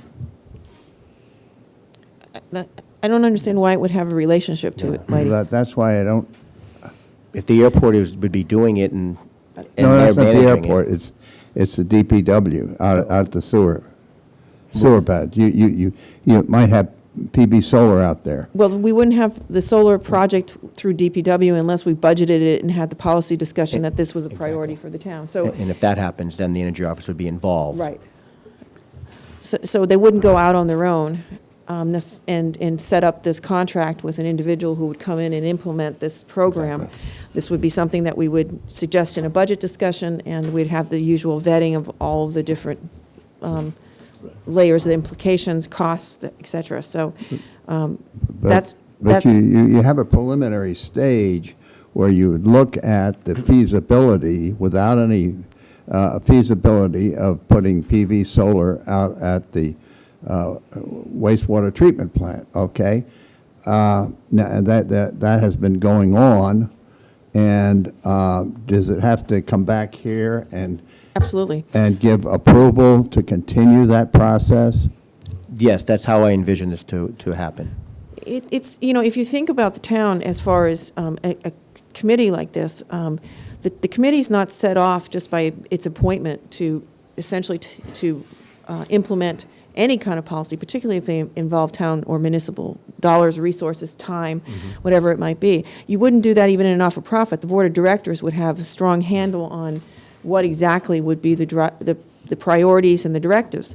So, again, it's inconceivable for me to think that this committee would be in the business of working with DPW to implement the solar panels out at the landfill without the board having had major consideration of that whole process. So, Exactly. and the administration. Yeah, I think that ties into what I'm saying exactly, Patty, so.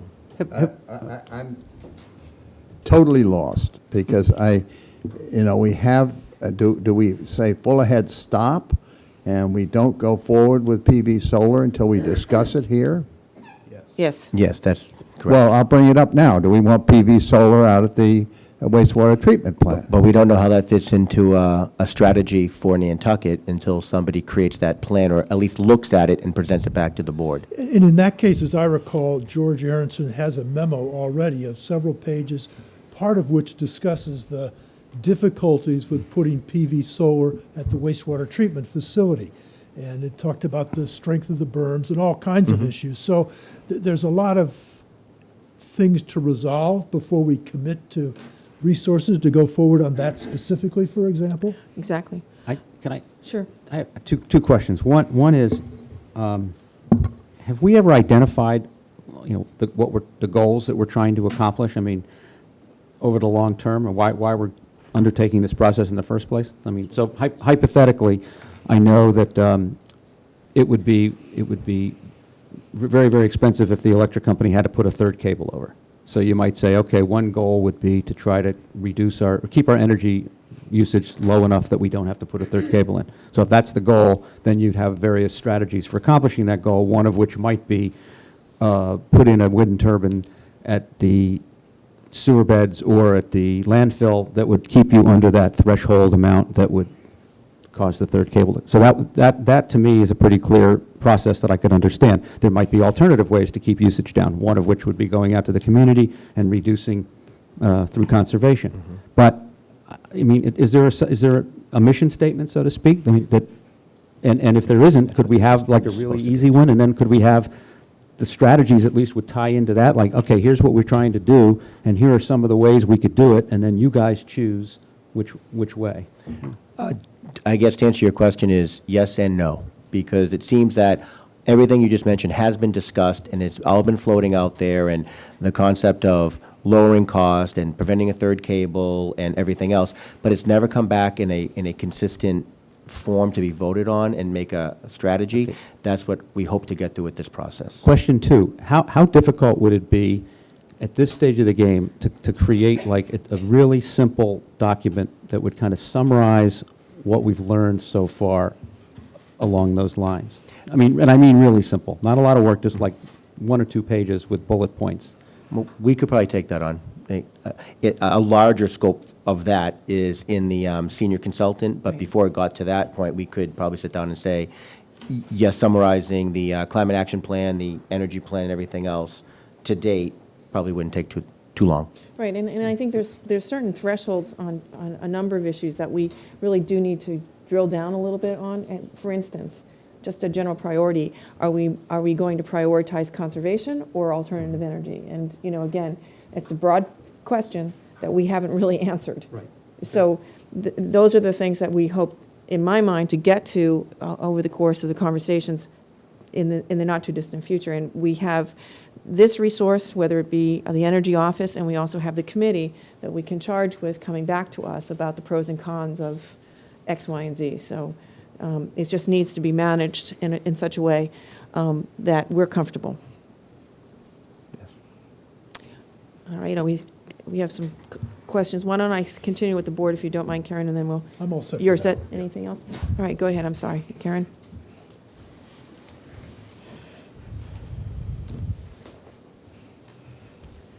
Karen Palmer. Thank you, Madam Chairman. Really interesting conversation at the board level tonight, and obviously some important thought has been going on in the past few weeks as to how to take on this challenge that we all face on the island as dealing with a structure to address energy. One thought that I would like to bring before the board is that the Schmidt Foundation has been extremely generous in terms of offering once again to support the town of Nantucket as it goes forward looking at energy, and perhaps if I could broaden it to our environmental challenges. And it might be an opportunity to step back for a moment and say for fiscal year 2012, do I have that right? We had 13 next yes, year. we had 2 positions, a consultant and a coordinator. Perhaps going forward in 2013, the needs of the town might be better served by having one person who has broad talents, who is able to summarize the strategic initiatives, coordinate across all sorts of environmental and energy efforts. And I'm sorry, I don't know the name of the woman who was here earlier, but the coastal management plan touched on so many things that are integrative in nature. And that person, that what we come back to the Schmidt Foundation with is saying, thank you very much for your offer. Could we reconceptualize the way we go forward in terms of staffing this? And perhaps we have one overall coordinator / consultant who then is able to draw from experts in whatever field are needed to amplify the information required for the board or any initiatives going forward. I just wanted to step outside the box and say, let's not just look at what we did last year, but imagine what we might be able to do this year. And the other piece of that is to ask for absolute caution as we go forward, taking free money, that just like free cash, it's not free, it's not cash, that free money is not always free in terms of the way that we take it on. And we need to appreciate the expectations that come with accepting any offer. And with that, as you move into your next topic of conversation, I'd like to broaden out the thought that perhaps what Nantucket needs right now is an opportunity to look very broadly at the environmental and energy needs, because they're all connected. Anytime you put a finger in any place in this island, it goes to another place. Maybe this is an opportunity to convene a committee that can broadly engage stakeholders of all sorts of persuasions in coming together to solve the problem and come forward to this board.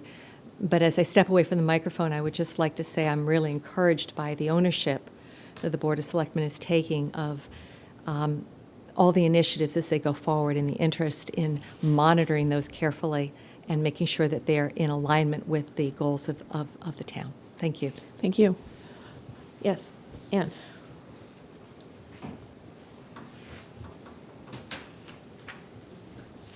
Thank you, Madam Chairman. Mr. Miller, I'd like to address your comment earlier about sorry, for the record, my name's Ann Cuspa, and I'm on the Energy Study Committee. You were asking about proposing a mission that we could all go forward with. I just want to remind everybody that in March of 2008, the Board of Selectmen voted to join ICLEI, which is an international coalition for local environmental initiatives.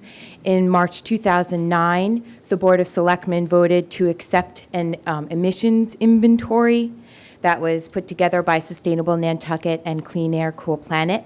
And the board also voted to reduce their emissions from 2000 levels by 10% by 2020. So that has been established. There's 3 other goals that need to be met by the ICLEI plan, which include ratifying an energy plan, comprehensive one. So that's where we're at right now. So in my opinion, I think we just need to start reducing our emissions and stop stalling, because it's just been 3 or 4 years that we're trying to adjust this plan when we're not taking any action on it. It just seems like a waste of time. Thank you, Ann. Sure. Anyone else? All right, so we've reviewed the scope of services for the office. Do you want to take our comments, Greg, and come back with Yes. a revised version for our consideration? Would that work for the group, so we can see something in writing and go forward from there? Yep, I'll have it ready for next week. Is there also a actual form you fill out for Remain that's essentially, is it this in essence, Greg, or? It's online, but yes, it's an online form. And all this information would be fed into it, just cut and paste. All right, thanks. I'm not too sure. May I speak? Sure, sure. If we have decided what our overall energy plan is. I think the point here, Whitey, is that we haven't, and we're looking to make sure that our RFPs for the 2 positions are crafted in such a way that they can take leadership on that with respect to the board, and that the next role would be for them to work with us to have that happen. But, for instance, do we want to be energy independent? That's a question. Well, I think we can take that up on a later date on an agenda, but I do think that this is the first step towards that consideration in terms of administration and its support, so. So we're going to have Greg redo those, and why don't we move to the Energy Study Committee and refining its mission? And I believe in our packets, we have the mission as voted on in September of 2008. Is it up on the screen? Okay. I won't read it then. Comments from the board on the committee? Mission?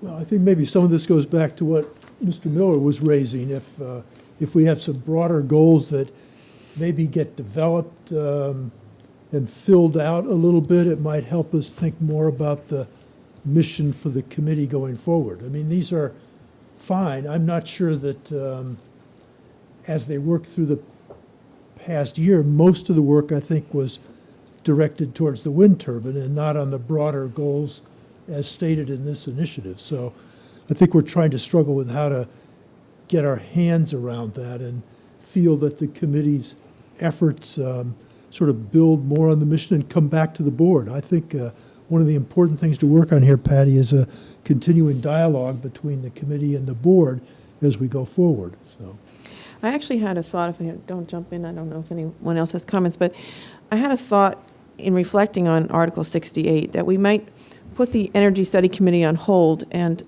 take a step back, formulate a group of stakeholders as we had with respect to the issue of the application of fertilizer, and have that group work to define a mission and a scope, goals and objectives for an energy committee. And ultimately, that means that we engage in the process of advertising for that, which is what we did with Article 68, if I recall, asking people to put their names in, having conversation about a direction for that group as well, but allowing that same sort of energy, if we could, replicate the Article 68 folks, it would be a real, I think, move in the right direction, because they worked hard for over a year and really did come up with a solid recommendation as far as specifics, so. So it sounds like a great idea. We need to, I think, put in writing Right. what that mission is, though, so we're all clear on it. Right. I can think of who the Article 68 stakeholders are, but who would be the energy stakeholders? Who are those people? I think we'd see that when we put the, the same with Article 68. If you recall, back when we put the call out for participants, we wouldn't have necessarily guessed at the responders. And in this case, it's the same thing. I think that we'd learn a lot from engaging the stakeholders. And frankly, as we saw with Article 68, tough decisions need to be made. There's always costs and benefits for the citizens, for neighborhoods, and with respect to at least that issue, it was a highly contentious issue when it hit town meeting floor. And when the recommendations came through, it was highly supported. So I think it's a good model for us to sort of follow, a way of engaging the public. I don't think it is. I think it's almost, I just don't think that's a good model for energy. I just don't. Comments? I think you want expertise, various types of expertise in various areas. Now, yeah, you might say that groundskeepers and all of these kinds of things, but who are the energy stakeholders? Well, if you take, again, Article 68, the TIC Study Committee, I mean, there's been a few of them that we've put together over issues. They all drew in experts. Part of the process was to identify and to invite and to, bring in a whole host of different expertise on whatever the topic might have been. And it was done in a very systematic way, and they came up with a pretty good recommendation in both cases. But off the top of your head, who would be the experts right here as far as energy is concerned? Well, again, you'd have to go back the way the other two groups did and look at who is publishing on the matter, who in different municipalities may have tried different courses of action. We'd go to best practices elsewhere and take a look at what has been done. You might And I have think- things like who are the major users of electricity on the island? They're certainly a stakeholder. Right, Who brings energy to the island? National Grid, they're a stakeholder, Right. like it or not. And I think if we all put our minds to it, we might think of a number of other groups or individuals or businesses, or certainly the town is a major stakeholder, Whitey. I'm also amazed, and this is what happened with Article 68, is the number of individuals out here that are retired that had been in the alternative energy business or, have other levels of expertise that they can bring forward. Both groups, we discovered that to be highly, highly beneficial to the town to draw them in on the topics as noted. And, again, it makes for, I believe, a much more systematic, a less emotional approach to the issue, and I think we need that right now.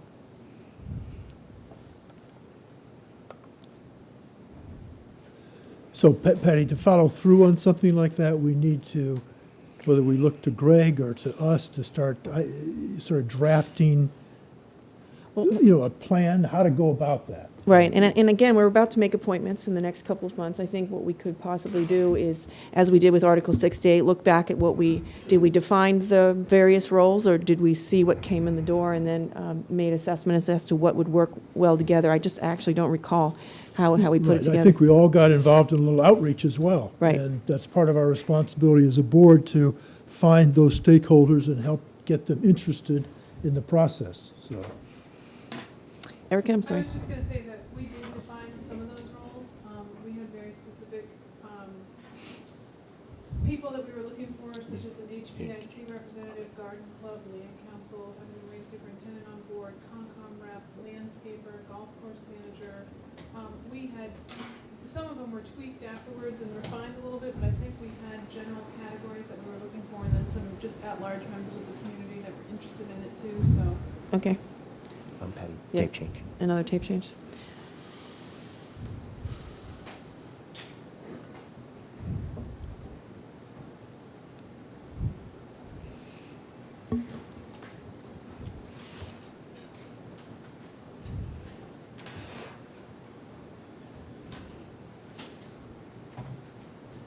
Okay. All right, well, next steps, in my mind, since we're going to be bringing these back up with respect to the scope of services for the energy office, that maybe we can ask administration for some recommendations based on past models, as Erica sort of gave us a flavor for.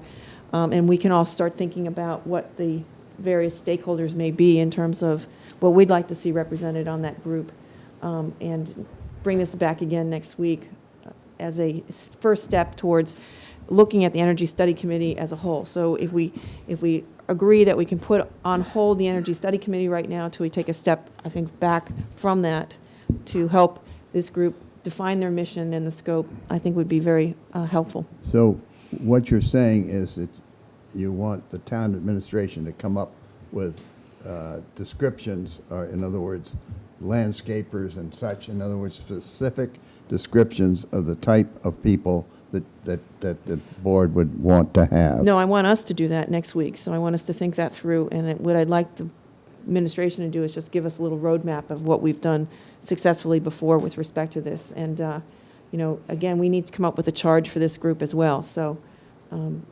we need to, in my mind, wrap this up before we make appointments, because that would be the perfect time to advertise this task force.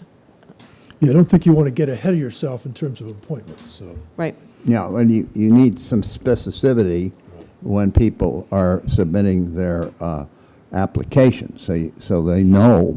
I mean, I can see it in the Article 68. I'm not too sure that I see it for this particular project, but maybe we'll find it. But, and I'll remind you that back at the time, on both Article 68 and also the TIC Study Committee, there was such emotion that I don't think you could have predicted the result either. So I just want to remind us that sometimes things get so energized, for lack of a better word, that, we do need to step back and take a more systematic approach to how we even explore the scope. Because right now, I feel like even just finding the mission and the scope of the Energy Committee has become kind of a political football, and it shouldn't be. And I'd like to diffuse that a bit and get down to some basic discussions about what may or may not be good for the town. You know, if you go back and look at the Energy Committee, how it started out, and it started out with the sort of collaborative approach. How can we get electricity on this island cheaper? So you got a certain group of people in there that were focused on that.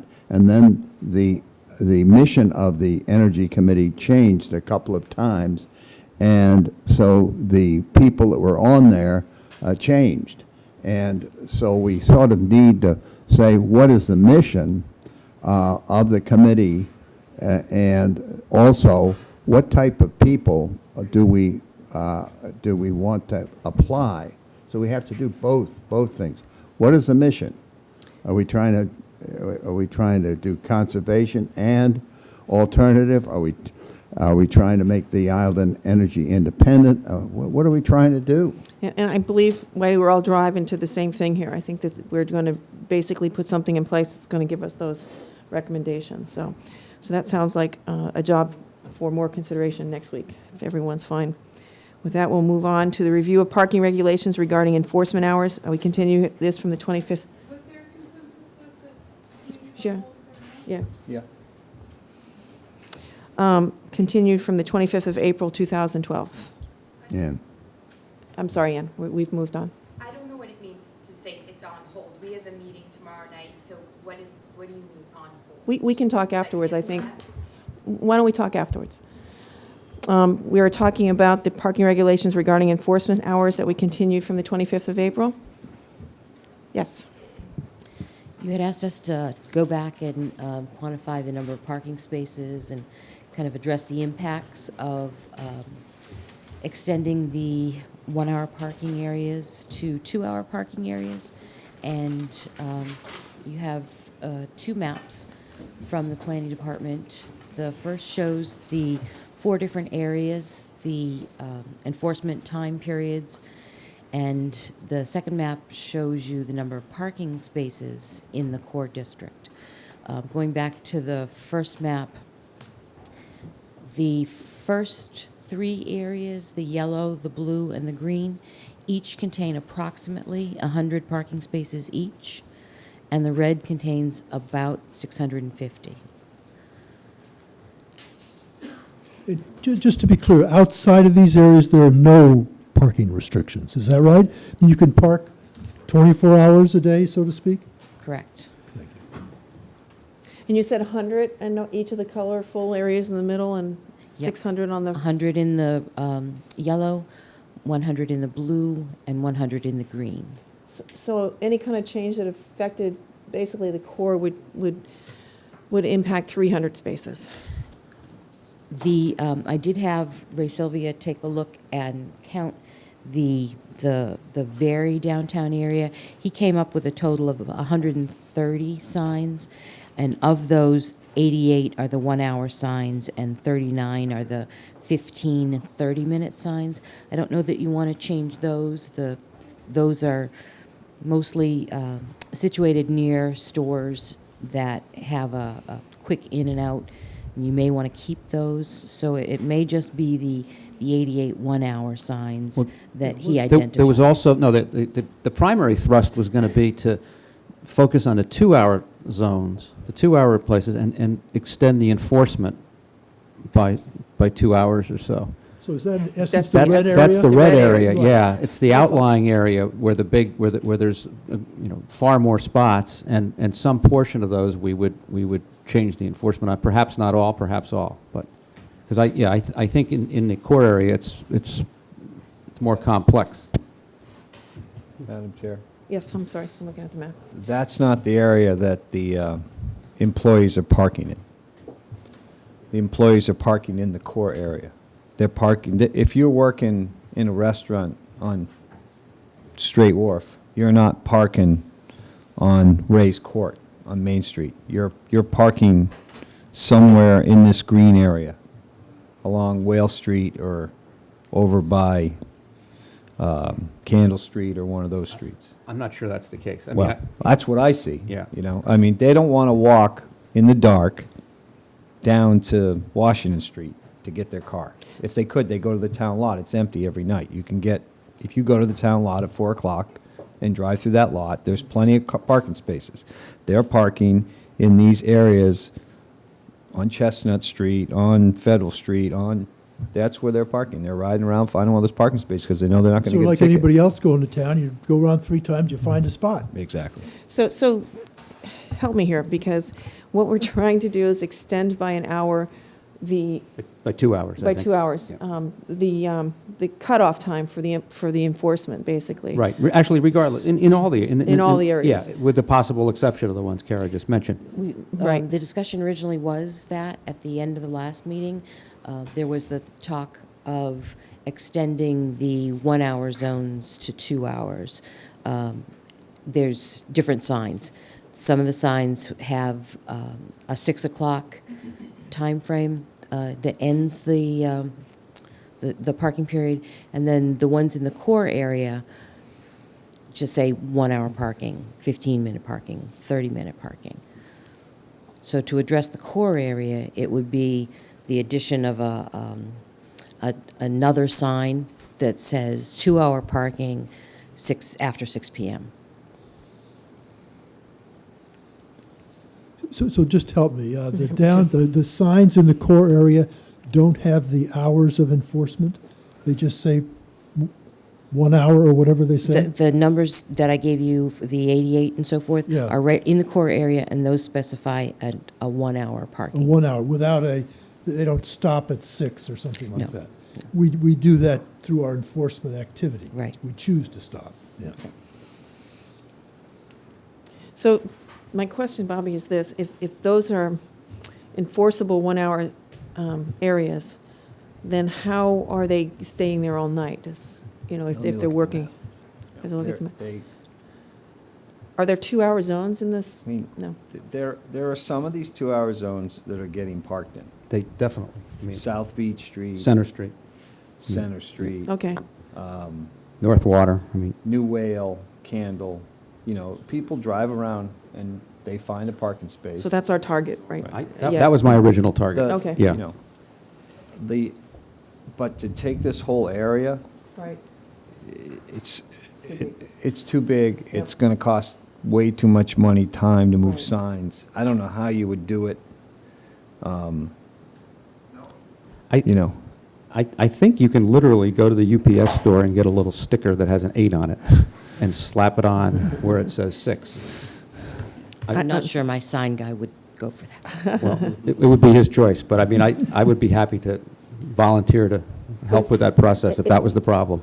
It sounds like we're not going to be able to use just the 2 hour zone, though. We're looking at, if narrowing that down a bit, is what I'm hearing from the group, that red zone is too big to apply the 8 o'clock, or are you comfortable applying the 8 o'clock across the board? Oh, I think last week the chief suggested that, we don't really want to total shock everybody. Maybe we could just decide that if there's 300 2-hour spots in that area, take 150 of them that are closest in proximity to down to the core and slap the 8 o'clock on it. Everything in the core area, in the blue, the yellow, and the green, is essentially 15, 30, or 1 hour now. They're not 2-hour spots. The 2-hour spots are out in the red. And so what happens now is, on the average summer night, we stop enforcing at 6 o'clock, because that's when the time enforcement stops. At 4 o'clock in the afternoon, many of those parking spaces in the blue, green, and yellow area fill up with employees parking there for the restaurants, like Mr. DeCosta said. The red area, anytime, you can find parking out in the red areas, generally at night. You might have to go up and down a few streets. You might have to walk 5 blocks to get into the core area to go to the restaurant, but you can find parking in the red areas. Our challenge is we can increase the parking enforcement, but it would still be an hour 30 minutes or 15 minutes spaces unless we changed the time that they could park there. Changed all those spaces to 2-hour spaces, for instance, after 6 o'clock. Let me get We this- would have to do that, and it's a bit more complicated to do that, because it would require more than just changing an 8 on the sign, because you'd have to actually change them to 2-hour spots. For the ones in the core. For the ones in the core. But, Chief, you, Yes, Madam Chair, I'm sorry. you're saying right now that the core area, the blue, the yellow, and the green, you ticket till Till 6. 6. Yes. So if- Timed enforcement. We ticket all Right. night for, like, handicap zones and Right. fire hydrants, things like that. what I see happening, and you correct me if I'm wrong here, is somebody pulls into town at 5 and they take one of those 1-hour spaces. Mm-hmm. If they get there a little after 5, they're probably not going to get a They're ticket. They not stay gonna there get a all ticket. night. Correct. So I think what Bruce is trying to accomplish here, and what I think will accomplish this is, if we just said, if you told your ticketing officers to ticket till 8 in those 3 zones, we don't have to even change the signs, because they're already marked. There's no time limit on the signs. At least from Right. I mean, some- 4th of July to Labor Day, Just an enforcement issue. just enforce an extra 2 hours of ticketing in those 3 zones. The workers will then go out to the red zones, which I'm personally not in favor of extending the hours in the red zones. They have to park somewhere. Right. And, if they want to park out on Fair Street or, on one of these other streets and walk in, they got to go, they got to get somewhere. So, That frees up more that spaces frees up downtown. 300 spaces Right. that probably, of those 300, I'll bet 100 of them are being taken by employees. That's correct. The only wrinkle in that plan is, for instance, on Federal and Center Street and in that area where it's 1-hour zone, we can enforce it to 8 o'clock, but what we're going to hear is from the restaurant owners now who are going to say, our customers can't come in here and sit and eat and be gone back to their car in an hour. Maybe we force it to 7 then, just so that 5 o'clock work shift can't Yes, park in to it. start with 1 hour and see what happens. Yeah. Right. Right. I can see that. Just ticket 1 more hour in those 3 zones. I can see that. And then the person coming in for dinner can park there and for a 7 o'clock reservation Yeah, and he not comes get a in at ticket. 6:30 and he's good for the night. Right. Now, Bobby, in addition, I mean, I agree with you that we can't make all of these 2 hours extended, but could the next phase be reviewing like specific streets? Because, for example, I know that Center Street and Quince and Hussey, some of the ones, if we took the ones that are closer in proximity to the core and just picked, some number of spots and changed it, I think we could create additional. Or You should could, just take the but- core out another half a block, or, I don't know. Right. But that gets complicated. I'm not, I'm going to be the voice of the worker here and say, no. They got to park somewhere.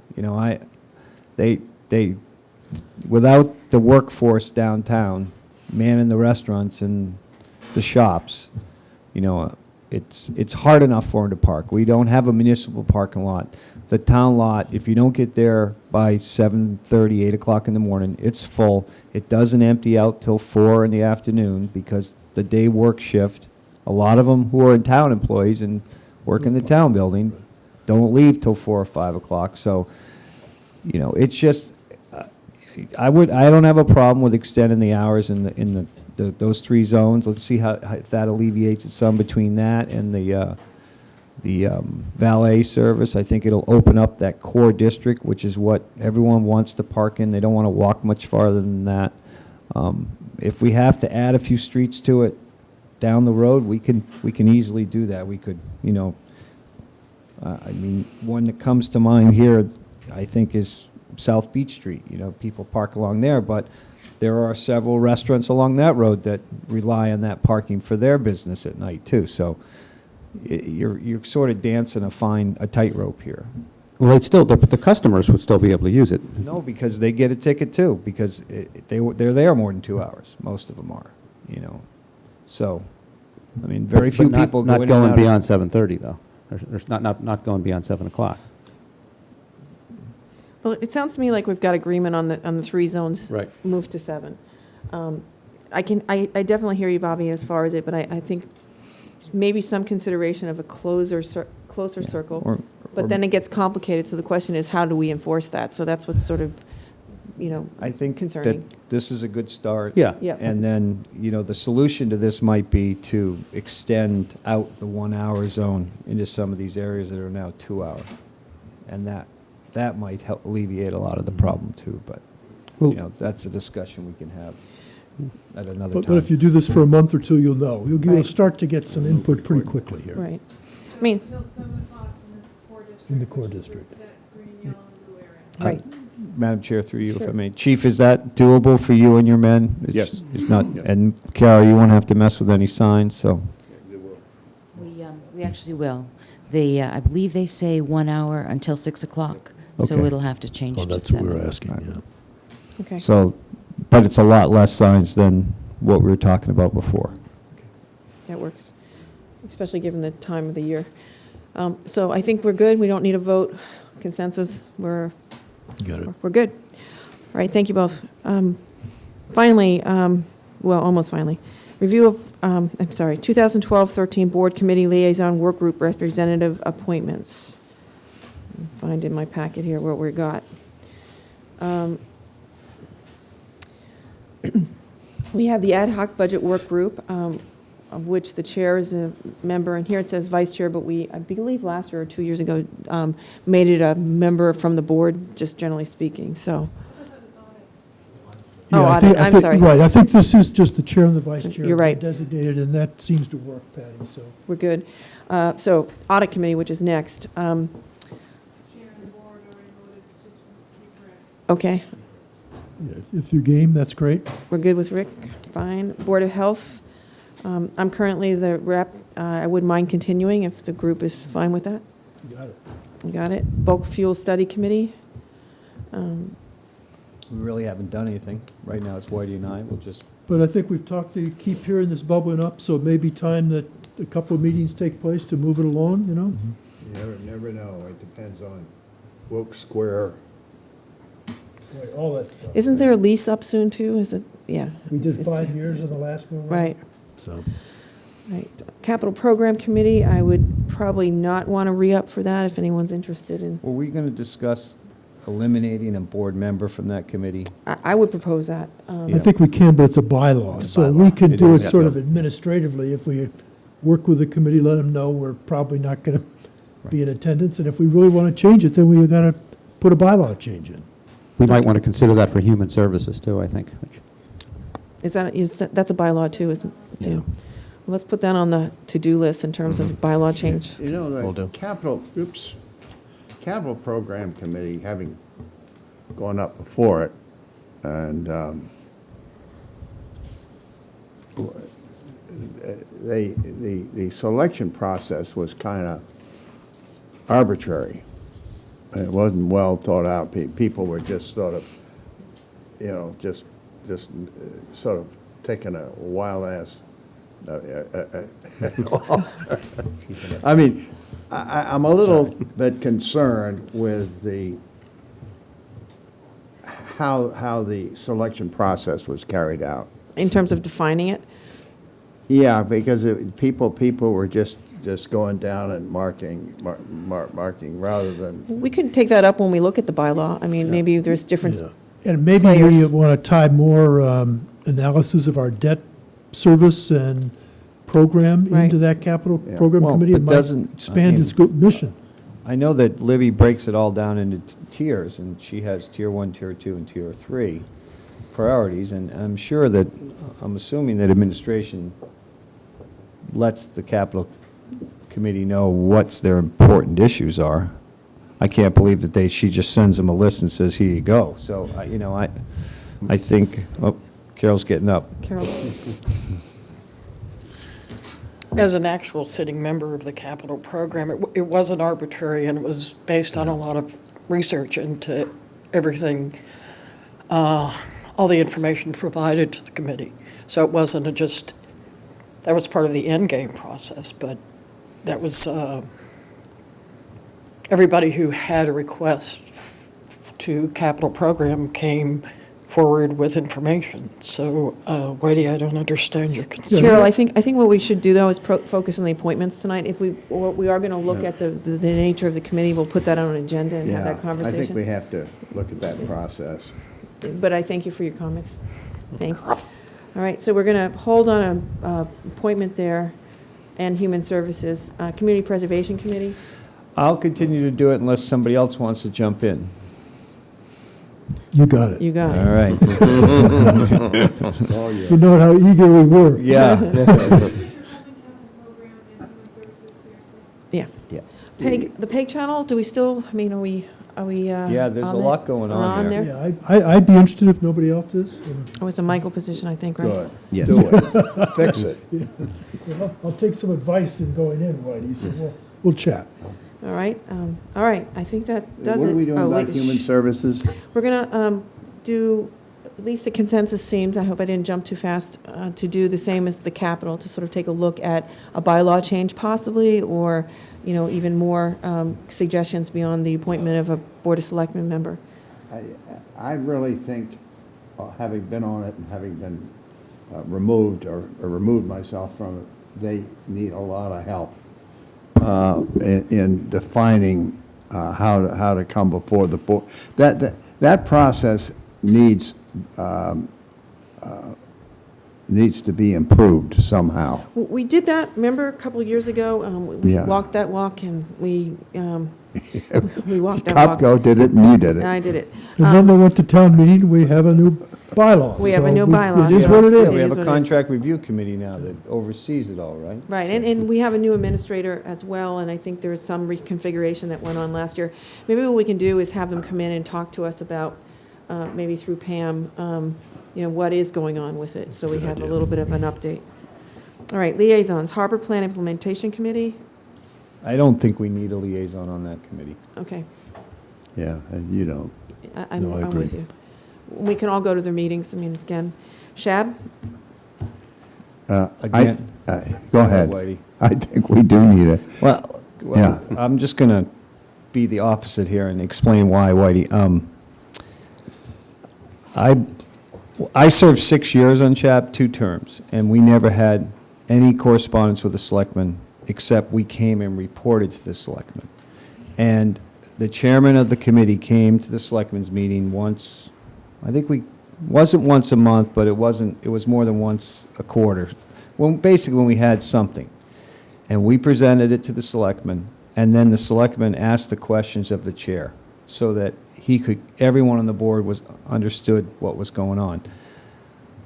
My only concern with having a liaison to the board, to the SHAB board, is that, and it's happened to me on a couple of occasions where Whitey's come back and he's reported to me what SHAB's doing. And I've had some specific questions about it, but I've kept my mouth shut because there's no one here from SHAB for me to ask them to. And I think it's important for these advisory committees to regularly come before this board and let us know what they're doing and get input from not just one member of the board, but from all 5 of us.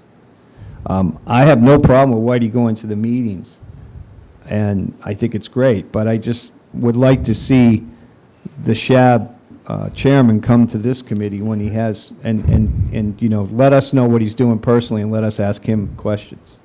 I think with Peter Brace, anytime you want him, he'll be here, because he's really been very, very active. And I think but I do think that at least when I'm there, which is practically every meeting, there are questions about, how would the board look at this? How would the board look at that? And you have to coach them as to when they should come up and such. Plus, they integrate very closely with the Shellfish Association.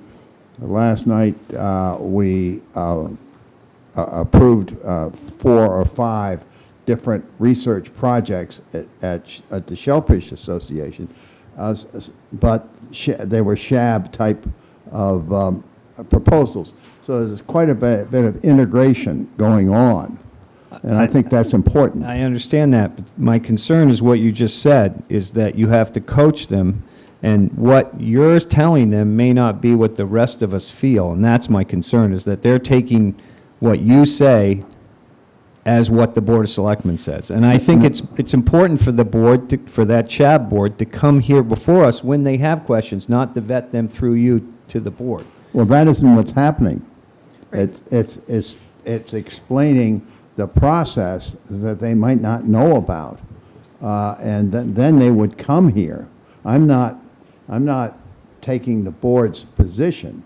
I'm trying to coach them when it's and tell them, you know, what's right and what's wrong. They have a lot of problems with procedures, for instance, and so I would coach them with procedures. No, I don't subsume. I'm not subsuming the Board of Selectmen's prerogatives, but what I'm trying to do is help them, because a lot of them don't know the ins and outs. So is a way to deal with that you're free to go and help them without being a formal liaison? In effect, that's going to any meeting. I don't know. I think Maybe there's not a difference, Bobby, but. There's a difference in the sense that you have a voice but no vote. In other words, like Libby has a voice but no vote on this committee. And so she provides advice in certain cases, but she doesn't vote. And the same thing occurs with SHAB. I have a voice. In other words, I can put up my hand and be heard. Maybe the solution is to have the chairman come, as Bobby suggests, regularly here, so that we have a chance to interface with the board. At least once a quarter. Right. You know, and just give us an update. Like the night that Peter was here and presented the striped bass legislation, that was a perfect example of how they did it perfectly. I mean, they did the research, they wrote the letter, they brought it to us, we approved it and took it on to the state. You know, that's, you know, ideally what I'd like to see come out of the board. Okay. So I think we're good there. I can make that happen. I mean, I think I'm trying to make it happen. Yeah, no, I just, you know what I'm saying, Whitey, sometimes they get a little off reservation, so. Yeah, that's one of the roles I have. Well, if you want to stay there, knock yourself out. Well, I have the Shellfish Association, and those are integrated very carefully. All right. Downtown Revitalization Committee, I might make the recommendation we put that group on hold for a while, too. I mean, we were trying to get the bid material done, and there's other non-municipal related groups that are actually doing a lot of work right now on some of these issues, so if that's okay with the group. And then just a Cape Cod Selectmen Association, I see we're all committed. When is our lunch again? It's coming up, May? Next weekend. Next weekend? May 12th, right? Yeah. Greg, did we work out the speaker thing? Yeah, Saturday. You're I'm giving a unaware of speech, Rick. that. I actually don't know. I believe Kara is going to talk a little bit about Okay. the landfill, and they're bringing somebody over, and then they were potentially having somebody from Waste Options. I thought somebody Did was they gonna invite get somebody? in touch with, what's his name? Stephen Wenzel. Charlie. Oh, Charlie. Or whoever, somebody from Waste Options. Okay, just so I know where we're, the 12th, okay? Don't forget, because I know if nothing else, they want us to drive them around. Yes, we're the taxi guys, aren't we? No? They got a bus. They got themselves a bus for $75. What a crew. We gotta put them on our budget committee. Big spenders. They got a bus from Island Tours. Yeah. They got a good rate, so. Good. So we're off the hook? All So we right. can go on the bus, too? You probably can if you want. Excellent. All right. Next item, committee reports. Anybody with reports since last meeting? I have a report on the parking committee. Okay. Self-appointed parking committee representative. We Careful. did get a response from National Grid, which not all of us may have seen yet. I saw that. I didn't see it. Oh, okay. I think it was quite encouraging. They outlined a number of steps they would like us to take and report back to them, at which point they sound like they're going to give serious consideration to allowing us to use the lot. I took it upon myself to forward the letter to Andrew Vorse, which That's who I had told me been about it. encouraged to keep in the loop.